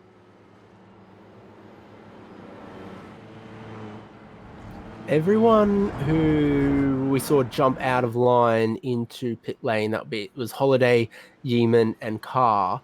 Looks like they took tyres just now. So I think that's the choice they've made, is they're okay being at the back of the line in 20th or so, but they're going to have a shorter final stop. They're going to have fresher tyres now than some, like, for example, the top two, Clark and Kennedy. Yes, it's going to be very... It's actually going to be... I'm going to find this an interesting race from here on out, because we'll see the difference between new tyres and old tyres, and then also the difference between taking tyres at the first stop than from taking tyres now, or the second stop, sorry. But I think that taking tyres at that first stop is probably going to be the best strategy, because now the likes of Harvey, Cohen, Connell and Pino are in a great position to grab 2 spots on the restart if Clark and Kennedy do muck it up. So here's the situation. Top 2, old tyres, 3rd, 4th, 5th, 6th, all took new tyres. Not sure what Harvey's doing right now, door to door with BJ Kennedy, if they're maybe exchanging notes, side by side, 2 wide down the back straight there under yellow. Lights went off the pace car as they crossed the start finish line this time, so we're going to get racing, we think, at the end of this lap. And an interesting situation it shall be, with top 2 on old tyres, cars behind on some slightly newer tyres, and some drivers deep in the pack carrying a little more fuel and with the freshest tyres, and hoping that they can scythe their way through some of the midfield. Yeah, so it seems to be that in the top 10, all of the drivers, but McMahon, Clark and Kennedy, all have fresh rubber on their cars. Whereas a few of the cars behind them, outside of the top 10, it's a mix of old and new tyres. So at the moment, it seems to be that taking tyres at the first stop is going to be the strategy that everyone has taken, but Clark and Kennedy have decided against it, and they're both teammates as well, so they've probably both going on the same strategy in terms of tyres, but different strategy in terms of fuel. So, but actually also this will probably put into the effect of who pitted when at the first stop. Because if you pitted lap 15, lap 16, lap 17, this is falling around your pit window. So it's very interesting to see what the difference is with strategies now come this basically second half of the race. Talking about basically the second half of the race, we're about to get it underway because Jeremy Clark is backing the field up. Pace car has its lights off, is going to be coming in at the end of this lap, and we're going to get racing underway again in the Carbon Gaming GT3 E-Series in just a second. Clark would have studied how Emerson Harvey did the race start, and now he is going to do the race restart. All single file in a line. Clark waiting, still waiting a little longer than we saw. Green flag comes out, and he has not preempted the jump. That sends them 3 wide deeper in the field there. You can see Harvey to one side, Connell to the inside, 3 wide with Cohen in the middle. How are we going to all navigate through the center S's to open up the lap? pretty cleanly, but they were far more bunched up for this safety car restart than they were for the initial race start. Yeah, so Connell looked like he got a bit of understeer off the curb and then bumped Cohen, and then Harvey has lost a lot of... only lost 2 places, but probably on the charge now. Oh, as Kenny's around in the middle of the field. Becomes a it's ramp for Ian McMahon, and he's facing the wrong way right on the corner exit, trying to get out of the way, but there's quite a bit of damage to quite a few cars, and BJ Kennedy has not had the lap restart that he would have wanted. It's Cohen and Connell up into second. Emerson Harvey now trying to recover in fourth here. Oh, almost loosens up Jeff Connell, trying to force his way through to the lead. A little bit of rubbing, a little bit of contact. So this is interesting because if Cohen and Harvey both start about it really hard, we see Costner off on the grass back on the circuit. Get a replay. A replay of, I'm guessing, what happened to Costner here. Has he lost it on the curb, or has he lost it under brakes? Or is he being hit off? No, he's turned McMahon. Oh, McMahon was hit again. Yeah, Ben Blaze came through there for a little bit more contact. Not what any of these guys would have wanted there. Side by side, little tap between the two of them sent them both spinning. Up front, 1.5 second lead for Jeremy Clark. Daniel Yeaman in the wars once again here in the mid-pack. So, it's interesting for the lead. So, at the way it goes at the moment, Clark has got a good lead. But the thing is that if Cohen gets it back to the Harvey, or Harvey gets to the back of Cohen, if they both battle, this is going to help Clark a lot. But they're both on fresh tyres, so it's very interesting to see how this battle for third and possibly second boils down to, because this is either going to help or hurt Clark at the end of the day.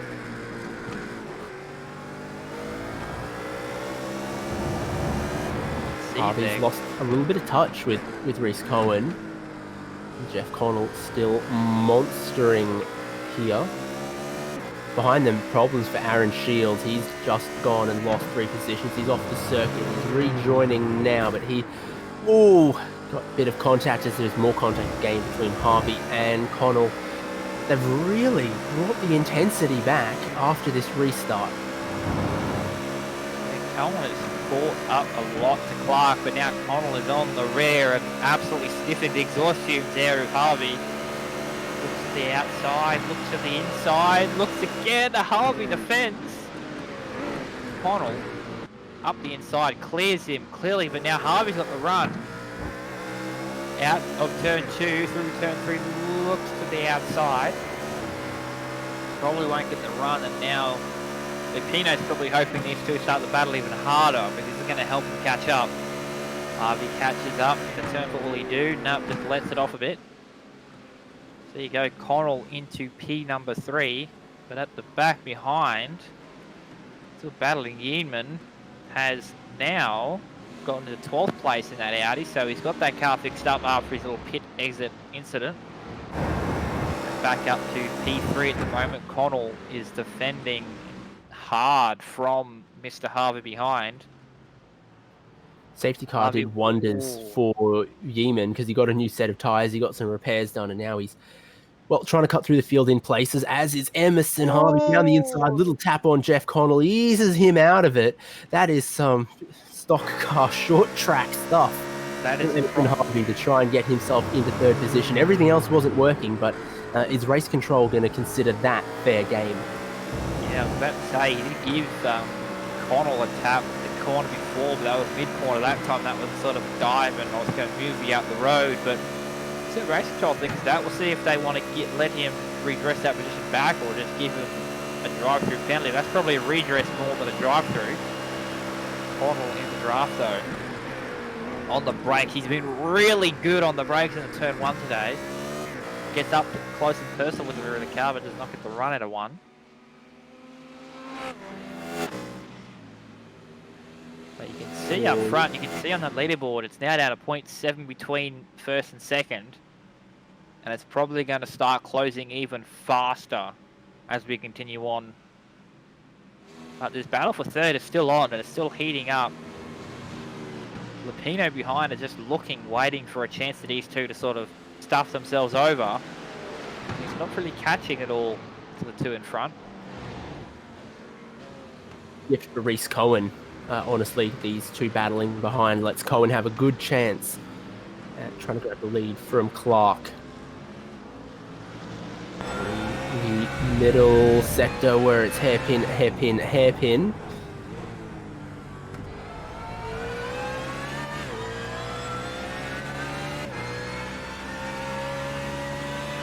Biggest winner in the top 10 so far this race. Tyler Collins is up 14 positions from where he qualified, so the car looks a little rusty, but the driver behind the wheel, not so much, having a pretty decent job. What a mixture. The Mater tow truck livery with a Red Bull Formula 1 helmet, not a combination I would have seen coming. Also wearing, I think, a suit and tie as well. He's being pretty fancy so far today in the competition. It's normal, so he's on a rush. I don't know. But what an interesting combination of helmet, suit, and car. And he's definitely in and amongst some battles. Behind him and catching would be Daniel Yeaman as well.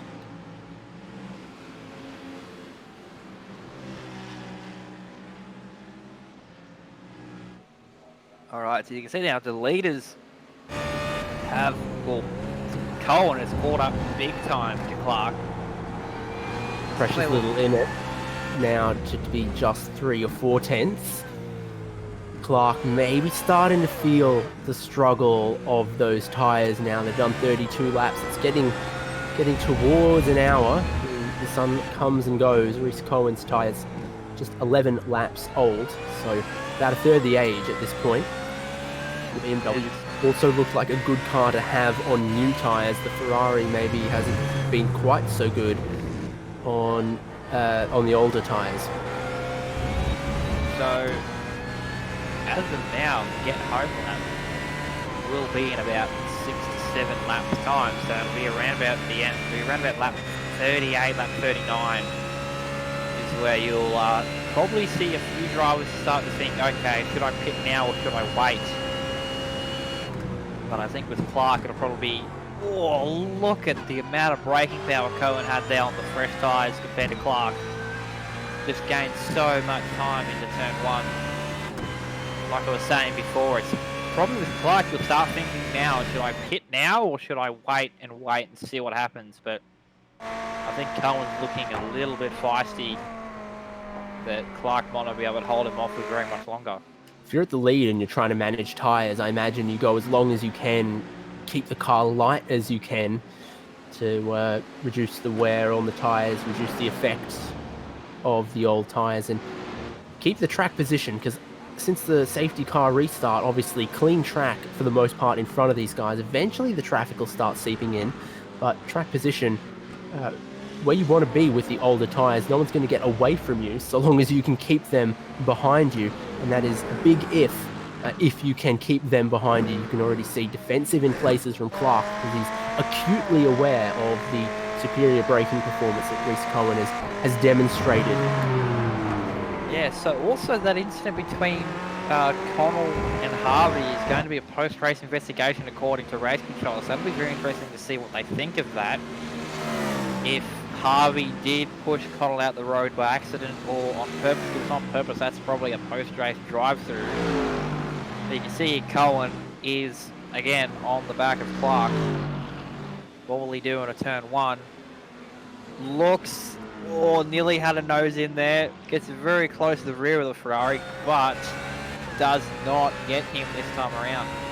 Very, very close, but he arrived at the shops a minute after closing time, and that one nearly snuck in the door, but he's going to keep at it. And I feel if you've got the newer tyres, the more you make your opponent move around, well, it might be easier than that. Down the inside, but too deep. Clark is going to cross back underneath, have better drive up the hill. But as the attacker, the more you make the defender move around, the more you make them wear out their tyres, the better it's going to be for you. You know they're already in a difficult position. So this is Cohen just showing the nose here, showing the nose there, making an attempt and making it the defender's job to keep him behind, to go offline and to wear the tyres down. This has really, really helped Harvey and Connell behind because they have caught a lot of time. And now Cohen looks down the inside. Oh, runs him off the circuit. He's still there, Cohen. Gets the position, but wow, that's a little bit how do you do there from Cohen, but gets the position. And now Clark is right there. What will he do down the straight? Will he be able to get the draft advantage back? Probably have another go. Now it's 4 cars for 1.3 seconds at the lead. Now that first and second have gone back and forth as they have. Jeremy Clark doesn't want to give up on this one. He's closing yet further. Reese Cohen's going to defend all the way to the inside. Clark, has he run out of options now in the Ferrari? Oh, he gives a bit of a tap to Cohen in the center S's. Going to try to get a good run. Come back at Cohen where they went at each other a lap ago. Emerson Harvey also has a great run at the both of them as well. Who can win out in this? So Clark is probably seeing a bit of red mist after that incident out of the hairpin. Dives it massively under brakes. Cohen blocks him off on the exit. Oh, a little bit of a skirmish here out the rear from Clark. And now this has put Connell into the battle. That was very, very decisive out of turn 4, but now Cohen is starting to pull a little bit of a gap from Clark. And Clark is getting pressure from 2 BMWs behind him with Harvey and Connell. This is now actually putting Lapino into the fight too if they keep going like this. Here we go, Harvey. Everyone behind on the newer tyres wants to see is everyone at the top fighting amongst each other, wearing out their tyres, backing themselves further back towards the pack. So Clark defended valiantly. He's under all manner of pressure though. Here is the replay of that incident from the helicopter shot. So this is Clark under a lot of pressure. Cohen from the bottom of the hill. Good run. Is going to dive down the inside, but then was he too forceful on the exit here? Throws it down the inside, has a bit of a slide, and then is room given on the outside? No, not really. And in fact, there was... Well, how do you read that? That's not... I would honestly say because Cohen had the, use of the overlap, but the thing is that, Clark was still there. There was no need to do that. And also that nearly risked Cohen being spun by Clark doing that, but it was a very risky move from Cohen, very aggressive, and now Clark has outbroke himself at a turn 4, and Harvey is now, side by side, has the run. Clark under pressure, outbraked himself, goes a little bit wide. Still has the nose in up the hill though, but has to get on the brakes earlier than the newer tired BMW in the end gets forced out. Bit of a blurry line between proper hard battling, leaning on each other and shoving someone off the track sometimes. Where exactly do you draw the line between those things? Clark predictably starting to fade, starting to go backwards a little bit. Has done an admirable job on those old tyres amongst everyone with fresher sets on. It's now lost out to Harvey, now under pressure from Connell. I see him drop out of the top 3. Lapino joins the battle as well. Yeah, like I said before, Lapino was catching up a lot to this battle, and now he's right there behind Connell. So the thing now is that what will happen with Harvey, because Harvey, might we add, has got a little bit of better pace compared to Cohen. As we say that, Connell, massive overcooked it well and truly down the inside, got loose, got wide, and then got helped around by Clark after that as well. It was a late move, it was an ambitious move. He was acres from the apex on that one though. Yeah, so I'm going to replay over here so you can see that Connell gets the run down the straight, and as we've been saying with him all this race, he's had massive power but on the brakes, but this time a bit too much, and as you can see there, just outbroke himself, and Clark sadly swipes the rear of his car and spins him around. He does lose a couple of positions, but that was just a little bit too aggressive on the brakes there from Connell, and that's cost him a lot of time. Everyone else has found their way through.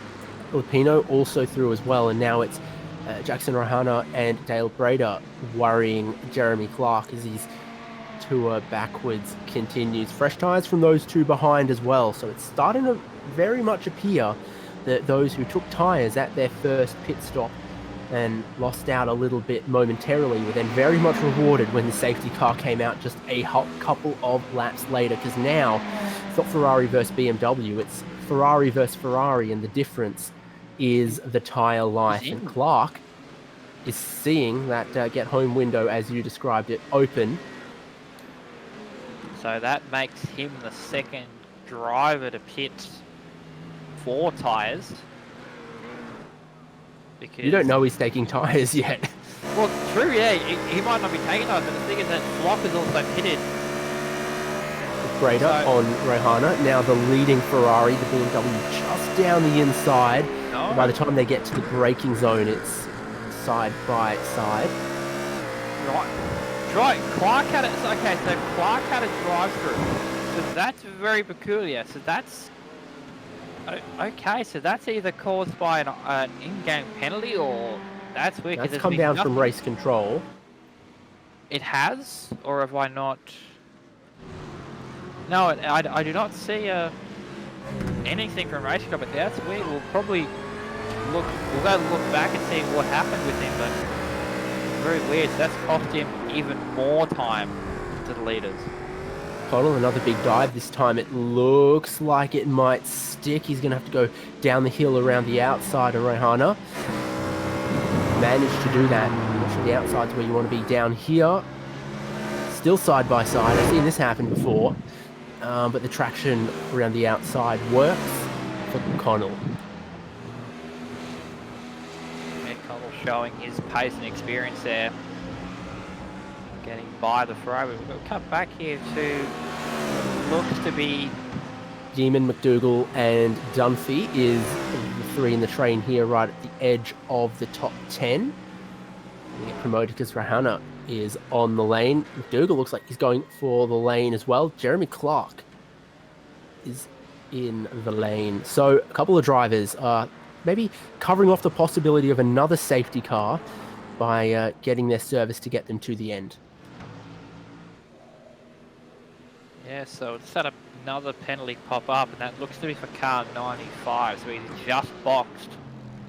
So he'll have to take another trip down the pit lane once he's done that. The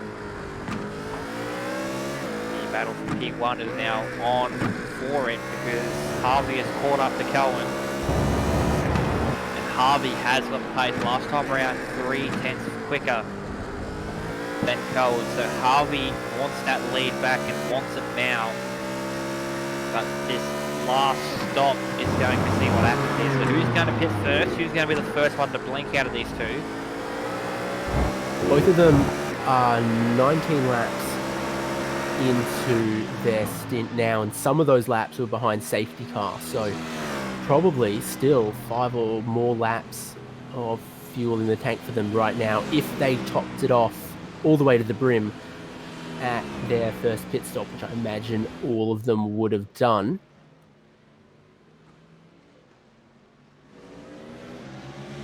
So Clark has gone back in the pits and taken tyres, so that has hurt him both the drive-through.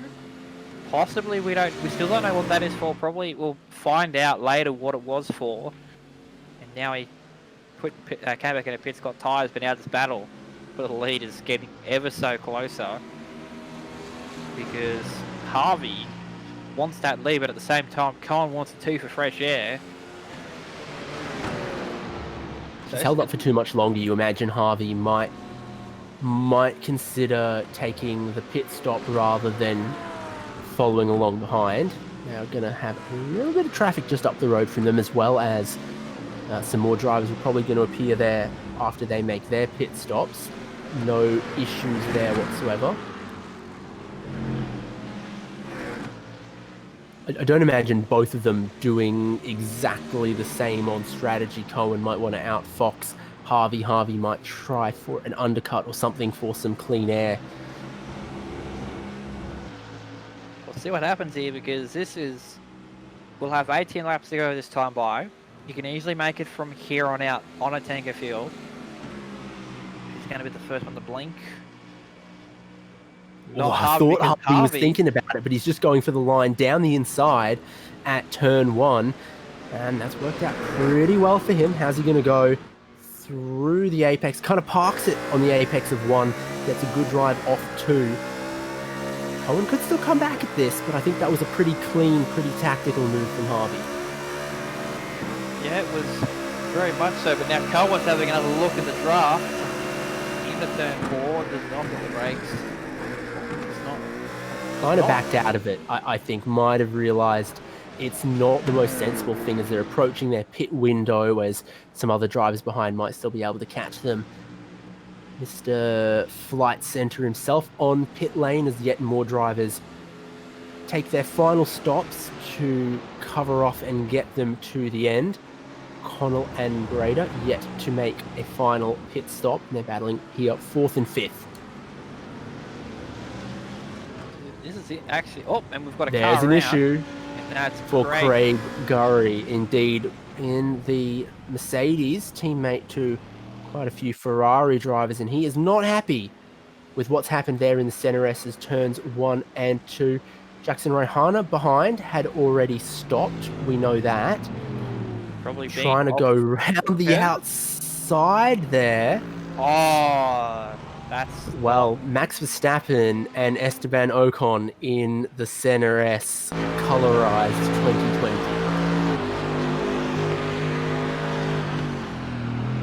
Yeah, that's interesting because I don't know if Jerry didn't know he was going to clear or just turned in because why not? Oh, that's very... Yeah.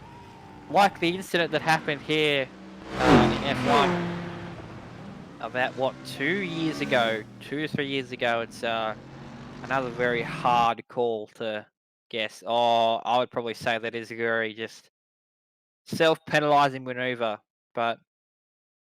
and then backs it into the turn 2 wall, but... Yeah, so that one was for position, but Rehana had made the final stop. Gurry yet to pit.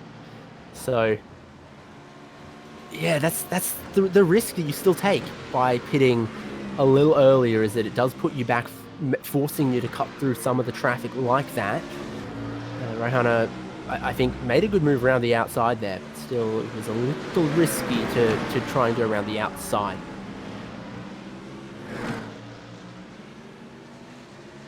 Yeah, it was risky, but at the same time sort of looked like he thought he was clear and turned in, but wasn't at the same time. So interesting indeed, but it happens for Yuri. But you can see the battle for the lead. Yeah, first and second, coming to the end of 22 laps on their fuel run right now. Some of that behind safety car again probably lets them go 1 or 2 longer. I think they did 3 laps behind the safety car, probably only burnt the race equivalent fuel of 1 lap there. So maybe give them 2 more before they're forced to pit, but it's very, very, very close. Pino, who was 3rd, I think, is now on the lane. So trying to do something differently than 1st and 2nd. Fuel only, you have to assume at this point 16 laps to go till the end. Yes. So no further investigation between that incident that we saw at turn 2 and fuel only for Filipino, so he's back onto the pit lane, out of pit lane, he comes into the pit exit. So fuel only for Filipino. We'll see what these 2 leaders do in terms of when they pit. And yes, Filipino was P3 before he pitted. Bit of deja vu for Rehana now. Blaise only made 1 stop, still needs another. Rehana trying to cut through. Very, very close behind. Wasn't close enough in the Center S. What about down towards the seat of Interlagos? I don't think this is close enough for a move either. So, well, let me change that. Everyone is going to go wide in sympathy for Rehana. It's going to grab 1 position and lap 1 car in 1 maneuver. There you go. The seas part for Moses here. That's probably the luckiest thing that'll happen so far for someone, but you see McNair is in the pit lane to serve actually his 3rd stop of the day, I think, and both the leaders are in, so there you go. Together, Harvey, Cohen, still bumper to bumper, searching for their pit stalls. And this is where saving half a second of fuel can get you out of pit road in front. Jeff Connell, as he did before, is going to go longer. Did someone miss their pit box? Cohen just missed their pit box, so they're going to basically lose what is about half a second to a second to Harvey come pit exit. But Connell is now back out in front. Harvey goes, Cohen goes, they're both out of pits, fuel only. This is on pit lane. You see Reese Cohen half a car length too far, needing to engage reverse gear. And Cohen gets he's on the wall. Cohen has not had a great second stop. Probably get a replay of that, but Cohen is on the pit exit wall. He's got the grass out of what was technically turn 2 of the pit exit, and he was not able to keep it together on the grass. Loses the rear, and there was nowhere to go but onto the wall, and does a pretty good grind. Tony Hawk called, and you owe him a licensing fee, but that is similar to what we saw for Daniel Yeaman again, pushing hard on the pit exit, finding a little bit of the grass, but it is a worse result for Cohen because that car has been beaten within an inch of its life. The steering is off. You can see the suspension at the back thoroughly out of sorts, and that is harsh for Cohen. It's a snowball effect, really. Missed the pit box on the way into his stop. That put him on the back foot. He was pushing hard on the pit exit to try and stay in the draft of Emerson Harvey, and then finds himself with an incredible amount of damage on the BMW, losing time and positions every second. So Connell is in, same thing with Dale Brady. So see what happens here. They'll both probably take fuel. Dumfrey now resumes the lead. Harvey will now get second place on the scoreboards, but first on track as Connell goes. Incredibly polite to swerve around that green cone when you're not penalised for not doing so, but by the book is Jeff Connell, and he rejoins in third place. What will probably end up being second. Tyres for Breda is a odd one at this point in the race if we think it's going to go green all the way, but there you go, different strokes for different folks. Stephen Ellery, don't text and drive. I don't know what he was doing on the straight there. He's come off the pavement onto the grass, and it's not ended well. Could be a simple mechanical problem, but it did look like driver distraction potential. Possibly fiddling with a setting in his black box or something, then realised he was on the grass. Who knows? But he's long gone out. On the radio, maybe telling how much fuel he wanted, and has been, I don't know, any number of possibilities there, but it's not ended well whatsoever for the older of the two Ellerys in the race. Probably could have been telling Bono that his tyres are dead. Who knows? Nobody knows, because that's a very weird incident, but he's sadly back in the pits. Saying, I want the opposite strategy of Dalton. I don't know. Gurry on the lane, some others on the lane as well. Pit lane's been a busy place the last 10 laps or so. What about poor Jeremy Clark down here in 14th position, battling for 13th with Aaron Shields. Two drivers that we definitely wouldn't have been surprised to see in the top 5, but luck has not necessarily been on their side here in Brazil. Dumfries and pits as we saw this then, so now Harvey, Connell and Lupino take the podium positions, and Dalton Ellery will take 4th, but he is a long way away behind Lupino. He is battled for what is, I believe, 13th on the scoreboards at the moment. Is still going on. Also got Flock behind there too, so these three were easily in contention for a top 5, and all three of them are now back battling possibly the top 10. You can see Clark, he's got the fresher tyres. Same too for Flock behind, so it's a role reversal from what we saw earlier. Fresh tyres on Ferraris versus older tyres, not since the start of the race, but older tyres on a BMW. That's sort of driving down the middle of the road here from Aaron Shields. Oh my goodness. As the door being closed late, was that an aggressive maneuver? Was that missing the braking zone? But nonetheless, contact between Aaron Shields and Jeremy Clark. Now Sebastian Flock is shaping up to take a position from Jeremy Clark. not quite going to be able to do so, but there'll be differing views on that one, Mia. Very differing views indeed, because that was sort of the case of did not expect someone to break there, but at the same time, that's not where you want to break for that corner.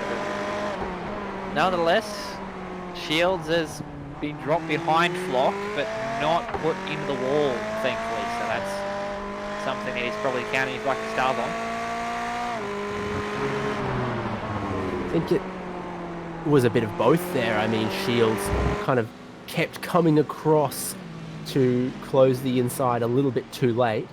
Clark might have also missed the brakes there. Collins, Grader, fresh tyres for the BMW here, goes down the inside, and Tyler Collins' tow truck is in reverse gear. So Clark has regressed that position, so good for him regressing that position. You know he's screwed up there, so he's popped back behind Collins, but there's also given, Shields. So it's also now given Flock the chance to drive away in that Ferrari. Yeah, Flock now to 13th. Clark decided that's not quite how the move ought to be done. It'll line up in not too long for another opportunity on Shields. Be interesting here to see what happens with these two, because as we said before, Flock is on fresh tyres, Shields is not, but he has got the pace as of now over Flock, and to say that, misses the apex entirely and now puts Clark back in a position to grab him. Tighter entry, tighter line looks to work for Clark there. Some use the full width of the entry to make the swooping arc of it and sort of dived towards the apex and still made it turn. What about the drive up the hill? Looks good for Clark, looks iffy for Shields. BMW hasn't been short of legs or brakes at the end of the long straights either, so how is Clark going to make the move work this time and make it clean? Shows the nose to the inside, but I think he's far too far back, but what do I know? He still wants to have a go. Oh, and Collins is around in front of them, so what's going to happen here? Will he get involved? No. We know that from Collins to getting out of the road, but that was the position actually. Oh, lapped car behind, getting out of the road. Shield elbows out to force his way down the inside of Flock. Clark is going to follow suit as well, and they were 3 wide in exactly 3 car widths there. And now they're back into formation like they were only 3 laps ago. Shields leading with the 2 Ferraris behind. So Collins spinning around was actually for position as well. So now Collins is behind these 3. So they're all up for position now. Oh, Clark had a look down the inside of Shields there, so he knows he's got the pace. But Flock is right there behind Clark.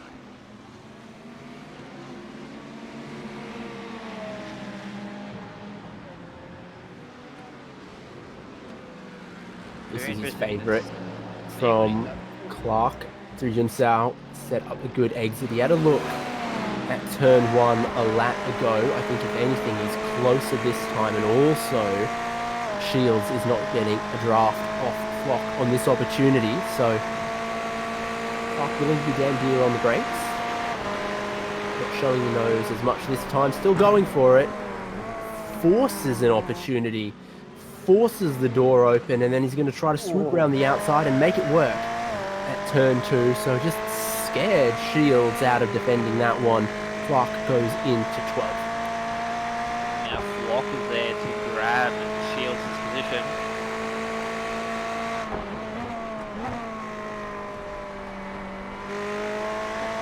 Interesting to see what happens with Flock and Clark, because this is going to probably help. With Shields and Flock, it's probably going to help Clark pull away if those 2 behind Clark start battling.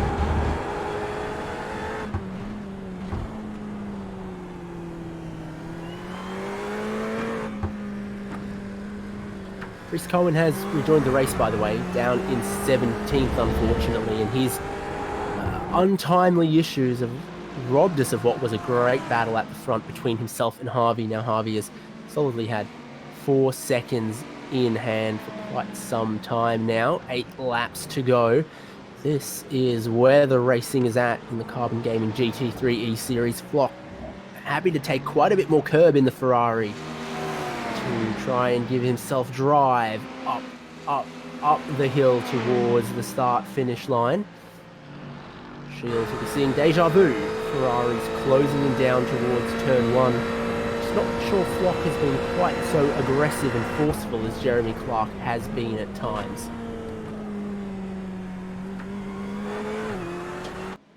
So here he is, not showing the nose down the inside of turn 1, just trying to get good drive off turn 2.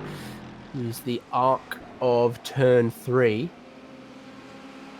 Matt Collins just in the background might be able to catch them as well. Definitely caught time on this lap.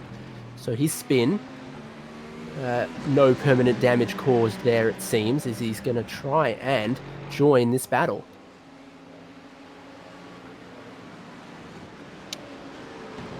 So you think Clark's actually pulled away, so this is going to be a great battle here because Clark's pulled away now. Go to Holiday and Nickel. This is for the last position in the top 10. Nickel looking like our second best McLaren in today's running.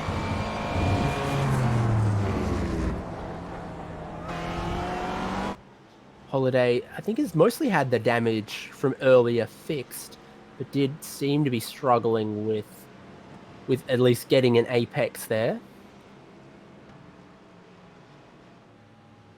Well, good run from Nickel. I think there might still be some straight line speed missing for Holiday there, because that is a good a run as we've ever seen. Nickel sailing down the inside, or should I say maybe cruising down the inside of Flight Center. Up into 10 pretty easily. Cruising down the street to his local Flight Center.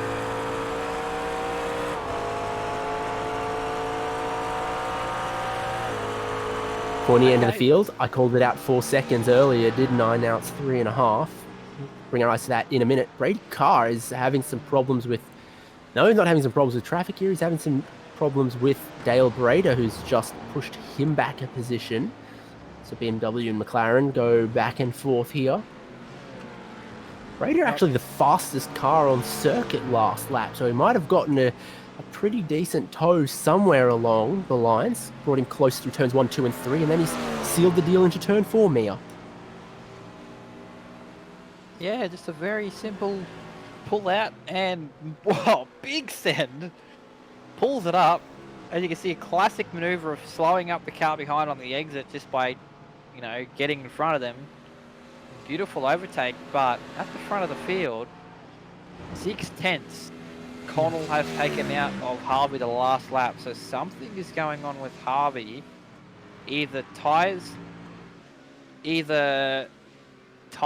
are not lasting, or he's running out of fuel. One or the other. We had this at Sebring towards the end. Some drivers really needing to pedal out their fuel. Emerson Harvey, one of those drivers who might like to cut the pit stop short as he can.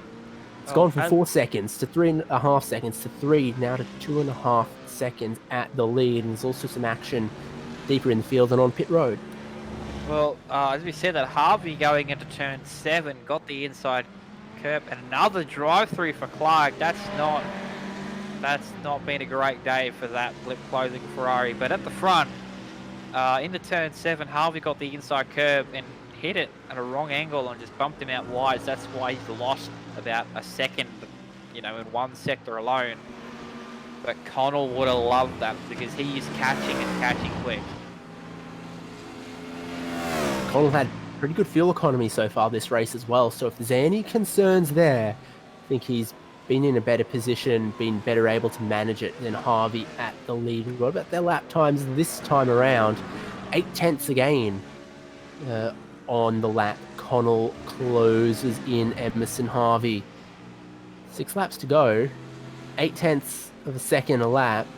It's sweaty palms time for Emerson Harvey, the way it's going, you'd think. Bit of traffic for him. Has to dive down the inside as the Audi slows up on the racing line in front of him. Is that going to cost him more time as well, potentially? Yeah, so, oh, in the background there, I think that was Connell going wide. It was too. So problems for our leaders there. That's outbroke himself. Oh, no. Looking back, the lapped Audi has spun. Oh, it hit the wall out of turn 4.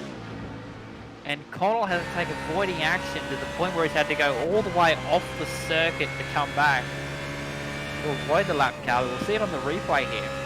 Yeah, so just in front, Harvey has to dive down the inside, and it might have spooked our Audi driving friend, Jeff Connell. Yeah, evasive action. Undone a lot of the work he's done over the past 3 or 4 laps, because the gap's now back out to 3.6 seconds from another shot. Here it is, Audi gets beached on the curb on the exit, loops it, rolling back across the racing line. Connell's Code Brown moment there, and probably not well pleased with it. Yeah, it looks like the Audi actually got the AstroTurf, I think. It just spun, and the rear did not like it all. But at the back of the field here, battle for 12th. Shields and Flock are still going at it. This time, Clark is now behind them, so they've gained a position each. So this is now, what was a battle for 13th out of battle for 12th. And they're not really that, they're only about 7 seconds back from Holiday in 11th. So this probably is going to be the battle for where they finish.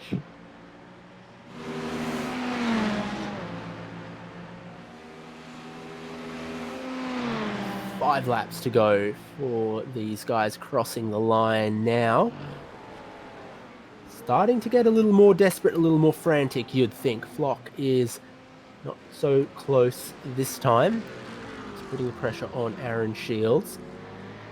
A good run through 1 and 2. You can set up that nice wide arc to carry speed down towards turn 4, which a place we've seen a little bit more passing in the second half of the race. Yeah, so I'm sort of surprised. I'm actually very surprised that I haven't seen Flock gone straight past Shields, because Flock has got fresher tyres. Well, we heard that someone was fuel saving, so this is probably going to be a very spicy end if it gets to that way. Yeah, indeed. Seeing my timing now start to flick back and forth between, is this going to be a 58 lap race or a 1 hour 40 minute race? Well, I might have planned on it going a little shorter than the full 58. Who knows? But so 5th, Dalton Ellery, Jackson Rehana still going on. Lots more fuel for the Ferrari of Jackson Rehana. I see the most recent stop was 20 seconds of fuel compared to 15 seconds of fuel for Dalton Ellery. So that is quite a short little splash most recently from Ellery. I wonder how that's going to go. So we've only got about, coming down to about 8 minutes left until we hit an hour 40. So this is probably going to get to its 58 lap distance, I think.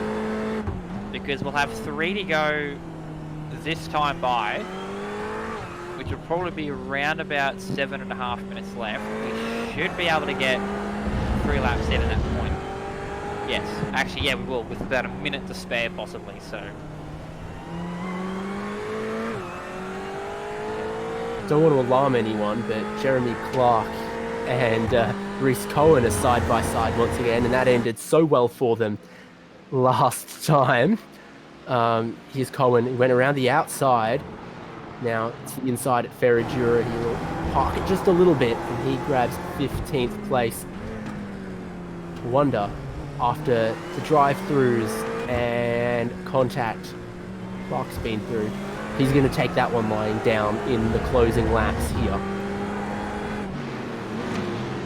We're also mixing it up with Tyler Collins here. He might be nursing a little bit of damage. It's hard to tell because his car was rusty coming out of the factory. Don't know how that happens to carbon fiber body panels, but there you go. So Cohen Wants to get through, wants to get past and away from Clark. Just behind the Mercedes for the minute. It's Mercedes, BMW, Ferrari.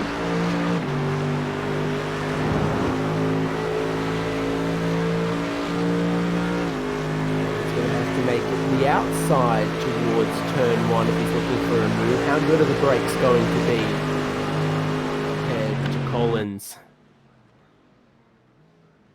Very good, as it would be.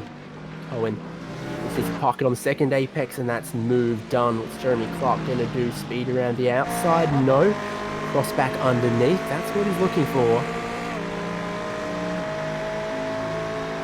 Can't read the bumper, but Clark all the way down the inside. You're not gonna tell him not to send it, and he'll grab that spot now off Collins as well. Look at the back of tow truck Collins' bumper for any longer. Didn't care for what it said on the rear bumper because he's gone straight past him. It's world's fastest backwards driver. Okay. So now Clark is on the rear bumper. It's a little bit closer before to Cohen. So what was probably going to be the battle for second is now the battle for 15th. Very close to the rear of that BMW in front.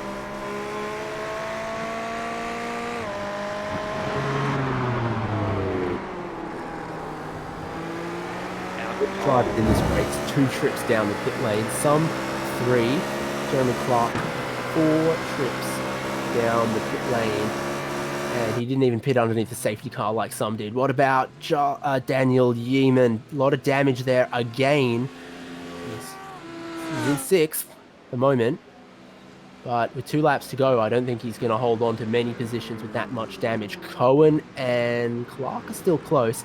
Well, look, Daniel Yeaman or Daniel Yeatman, whatever you prefer, is all the way on the curbs there on the inside, flicks him outside, and that is a big old hit. A couple of corners there. That's going to be suspension damage. That's going to be aero damage. And hey, if the engine lasts as well, that'd be a miracle. Yeah, it's got the curb, and the Audi is not really a lovable thing with curbs, and just spat him all the way to the wall on the outside. But now Ellery and Rihanna, as Harvey starts the final lap. Battle for 4th is still on. Get past some traffic here. But also the battle for 14th has hotted up very much because Clark is right beside Cohen. So we'll keep a look at this battle for 4th. We'll go back to the battle for 14th. So indeed, yeah, one last lap of the circuit in round 3 of Carbon Gaming GT3 ESeries here at Interlagos, and a few battles still to be decided, including this one here, Cohen and Clark. And Clark exercising all of his restraint here to not give it another tap, make this overtake clean right in the toe up the hill. They're going to see the white flag that the leader has already taken. Middle of the road again for Cohen. Clark having a think about it. There's contact there as Cohen comes across to cover it. That sends him into the barriers. Big old damage for Reese Cohen. Clark tried to dive down the inside of that one, but 4th and 5th have just 2 braking zones left to go to settle their battle. 4th and 5th. Flight Center Holiday and Flock in turn 5. Flock with a good run down the inside of turn 5, and more problems again for Daniel Yeaman. That car was always going to be a handful, but here Emerson Harvey's going to take another win in Carbon Gaming GT3 ESeries Season 3. Race well run by him. Jeff Connell not far behind. They are on fumes, making it to the end. They're going to grab 3rd. Yeah, there's Holiday contact. A lot of things going on at this last lap. Got a battle for 70th for Yeaman. So Yeaman's actually done pretty well with the damage. Still going to get a top 10, but will he be able to get 7th? I think not. You see he's got rear end damage. The car is... It's going to be a spin across the line. He's keeping it together. He won't. Good job by Yeaman there. 8th place after what was a Yeah, and what's happened there? Brader is Oh, out of fuel. Tow truck Collins doing what it says on the tin. Trying to help Dale Brader get around it. We thought some drivers might be close on Holiday's fuel. out. Holiday's out Brader. too. Holiday is out of fuel too, but will not lose position. Will finish 12th actually because Brady's ran out of fuel. Wow, wow, wow. The bottom half of the field of just... Yeah, action on the last lap for everyone but Emerson Harvey, who kept it cool, took the win, and now is out of fuel on his return lap to the pits as well. I think it looks like Brader and Collins are going to be the last to the line because there's a handful of drivers swooping on around them. These are your results. Emerson Harvey, the winner, 3.2 seconds ahead of Jeff Connell. Matt Lupino finishes the podium to keep it all BMW. Dalton Ellery in fourth. First Ferrari is Jackson Rayhanna there. Then it's Matt Dunphy with a bit of a quiet race, it almost feels like, but 12 positions gained from 18th on the grid for a very, very solid top 10. Brady Carr in 7th, 42 seconds off the lead in our first McLaren. Daniel Yeaman, if it was a racehorse, that Audi would have been put underneath a blanket, but Daniel Yeatman still finishes in the top 10 in 8th place. Zach Nickel then in 9th, and Sebastian Flock rounding out the top 10. A couple of post-race penalties. I can see some drivers getting there, adjusting the order, Mia. Yeah, so Aaron Shields will finish 11th. They'll probably get possibly a drive-through for that incident. I think with Holiday finishes 12th. He does glide across the line with no fuel. 13th place, Ben Blaze. P14, Cam McDougall. 15th, Jeremy Clark. What could have been for him after 2 drive-throughs? Ian McMahon, 16th. Reese Cohen, 17th. 18th, Dale Bray. 19th, tow truck Tyler Collins. And those drivers are the last, all the ones in the lead lap, with BJ Kennedy finishing off the top 20, 1 lap down. Yeah, look at that final lap for Brader and Collins, though. A normal lap is 1:30. They finished 2 minutes, 10 seconds off the lead lap. Such was the length of their final lap. But then rounding out the final drivers off the lead lap and retirements, it's Craig Gurry. We saw some of the problems for him in his Mercedes in 21st there. Isaac Kochner in 22nd. William Yarwood, 23rd.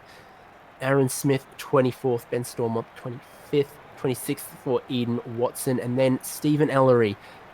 We saw the issues for his BMW, 4 laps down. Trent Aquilina, 6 laps down. And then retirements, Serkovitz. And, well, race control didn't turn any laps because they were upstairs monitoring the action and responding to incidents. That was quite a 58 laps of Interlagos. We are going to grab an interview or two before we round out our coverage. And I think it is only right to start with the race winner, Emerson Harvey. Plenty going on in an almost Grand Prix length race here. Yeah, quite a long race that was, and quite a hectic one. That's on a bit of battling going on there, and a bit of strategy obviously had to play its hand there. So yeah, overall pretty good race. Lots of battles, which was good, and a bit of contact there, but it's fine with that. It's racing, isn't it? Connell started coming back at you towards the end there, but did he run out of fuel? Did he run out of steam? What was the considerations in the final stint? Well, I was fuel saving just to be that more certain. So I didn't run out of fuel as it was close first round.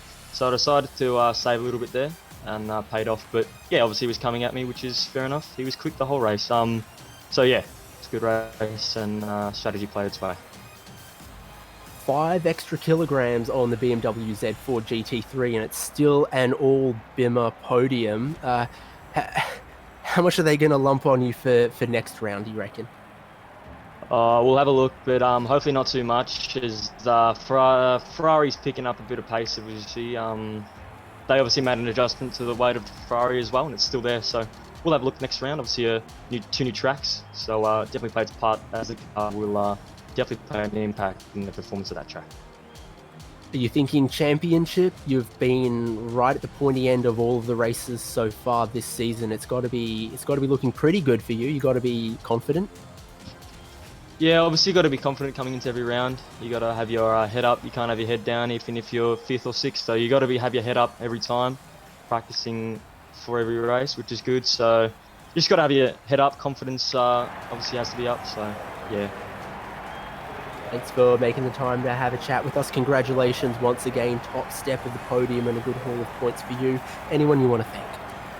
I'd like to thank the BPR boys. Obviously, I've said before, we push each other extremely well.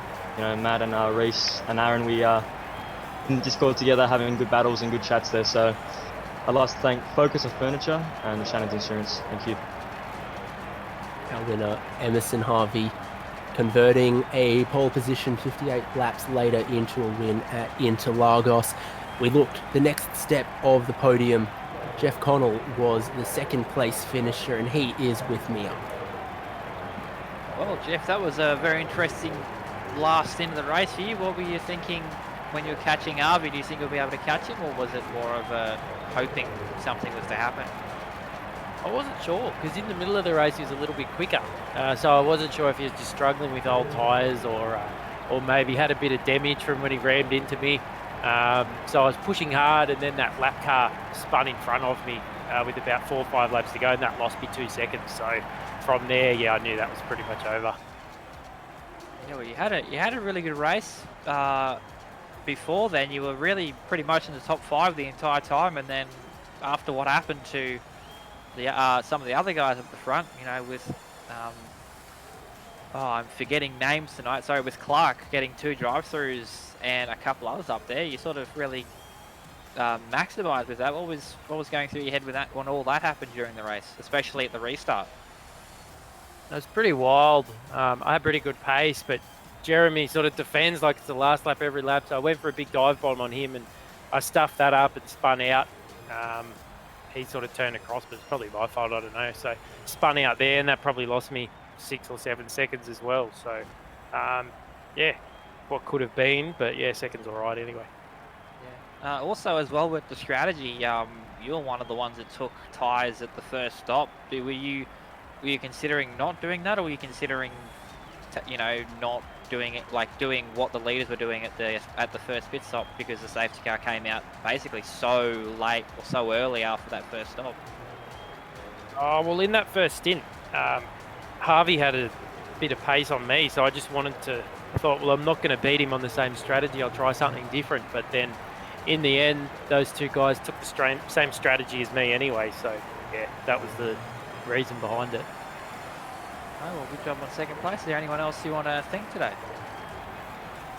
Just a privateer, so no team or sponsors. But once again, thanks to Dalton and the Carbon guys, Kyle in race control. Everyone puts on such a professional show with this. It's always good fun. So even though it might be slightly out of the points, I just like turning up and having fun with it. So thanks to those guys, and thanks to you guys for the broadcast as well.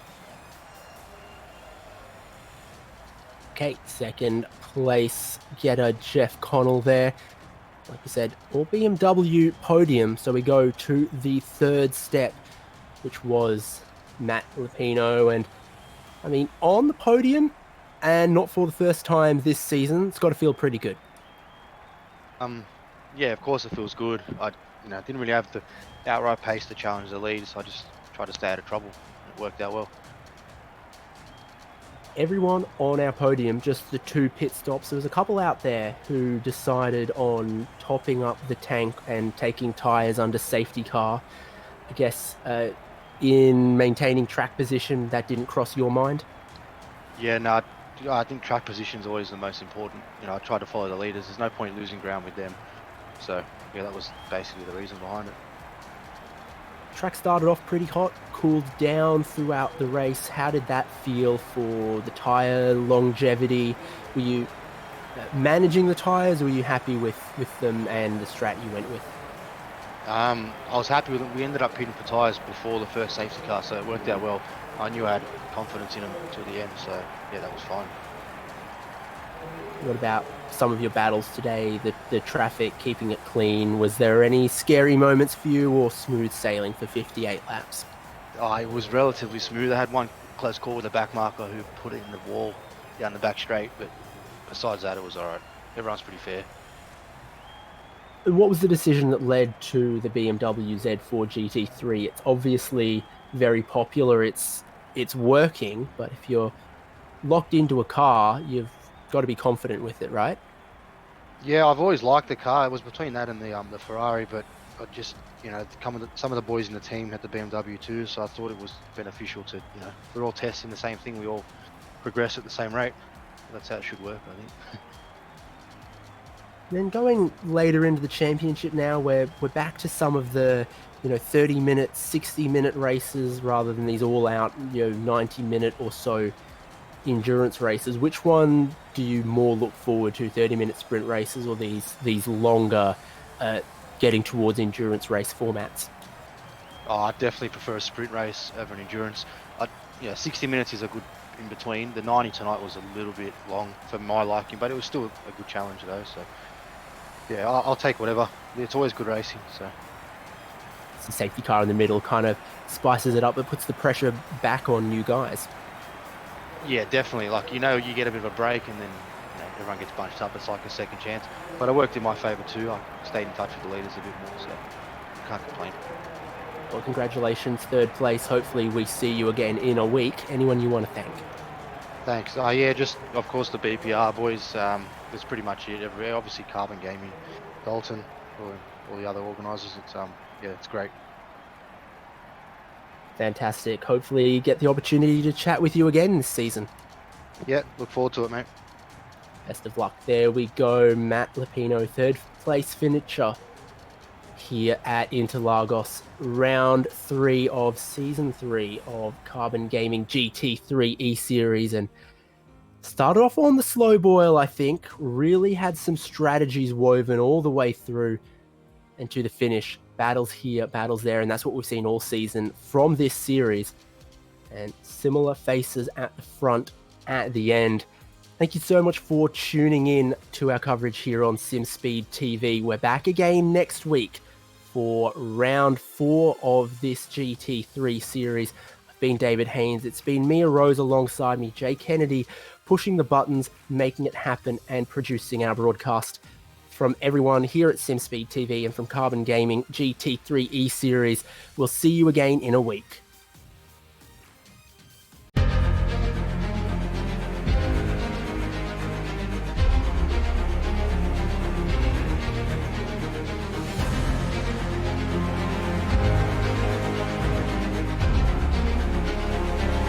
This is fantastic. This is GT racing right now. He's got traction, he's going with the outside of both of them! Maloney! Oh, he's taken Anderson. Anderson's up to Oh my god! Big crash! Oh my goodness, half the field's gonna get rolled! Second very close. These guys are want to make their way through the field very quickly. Oh, here we go. Oh no! That's massive! This is it! This is over! I can't believe this! Oh my god! God, what?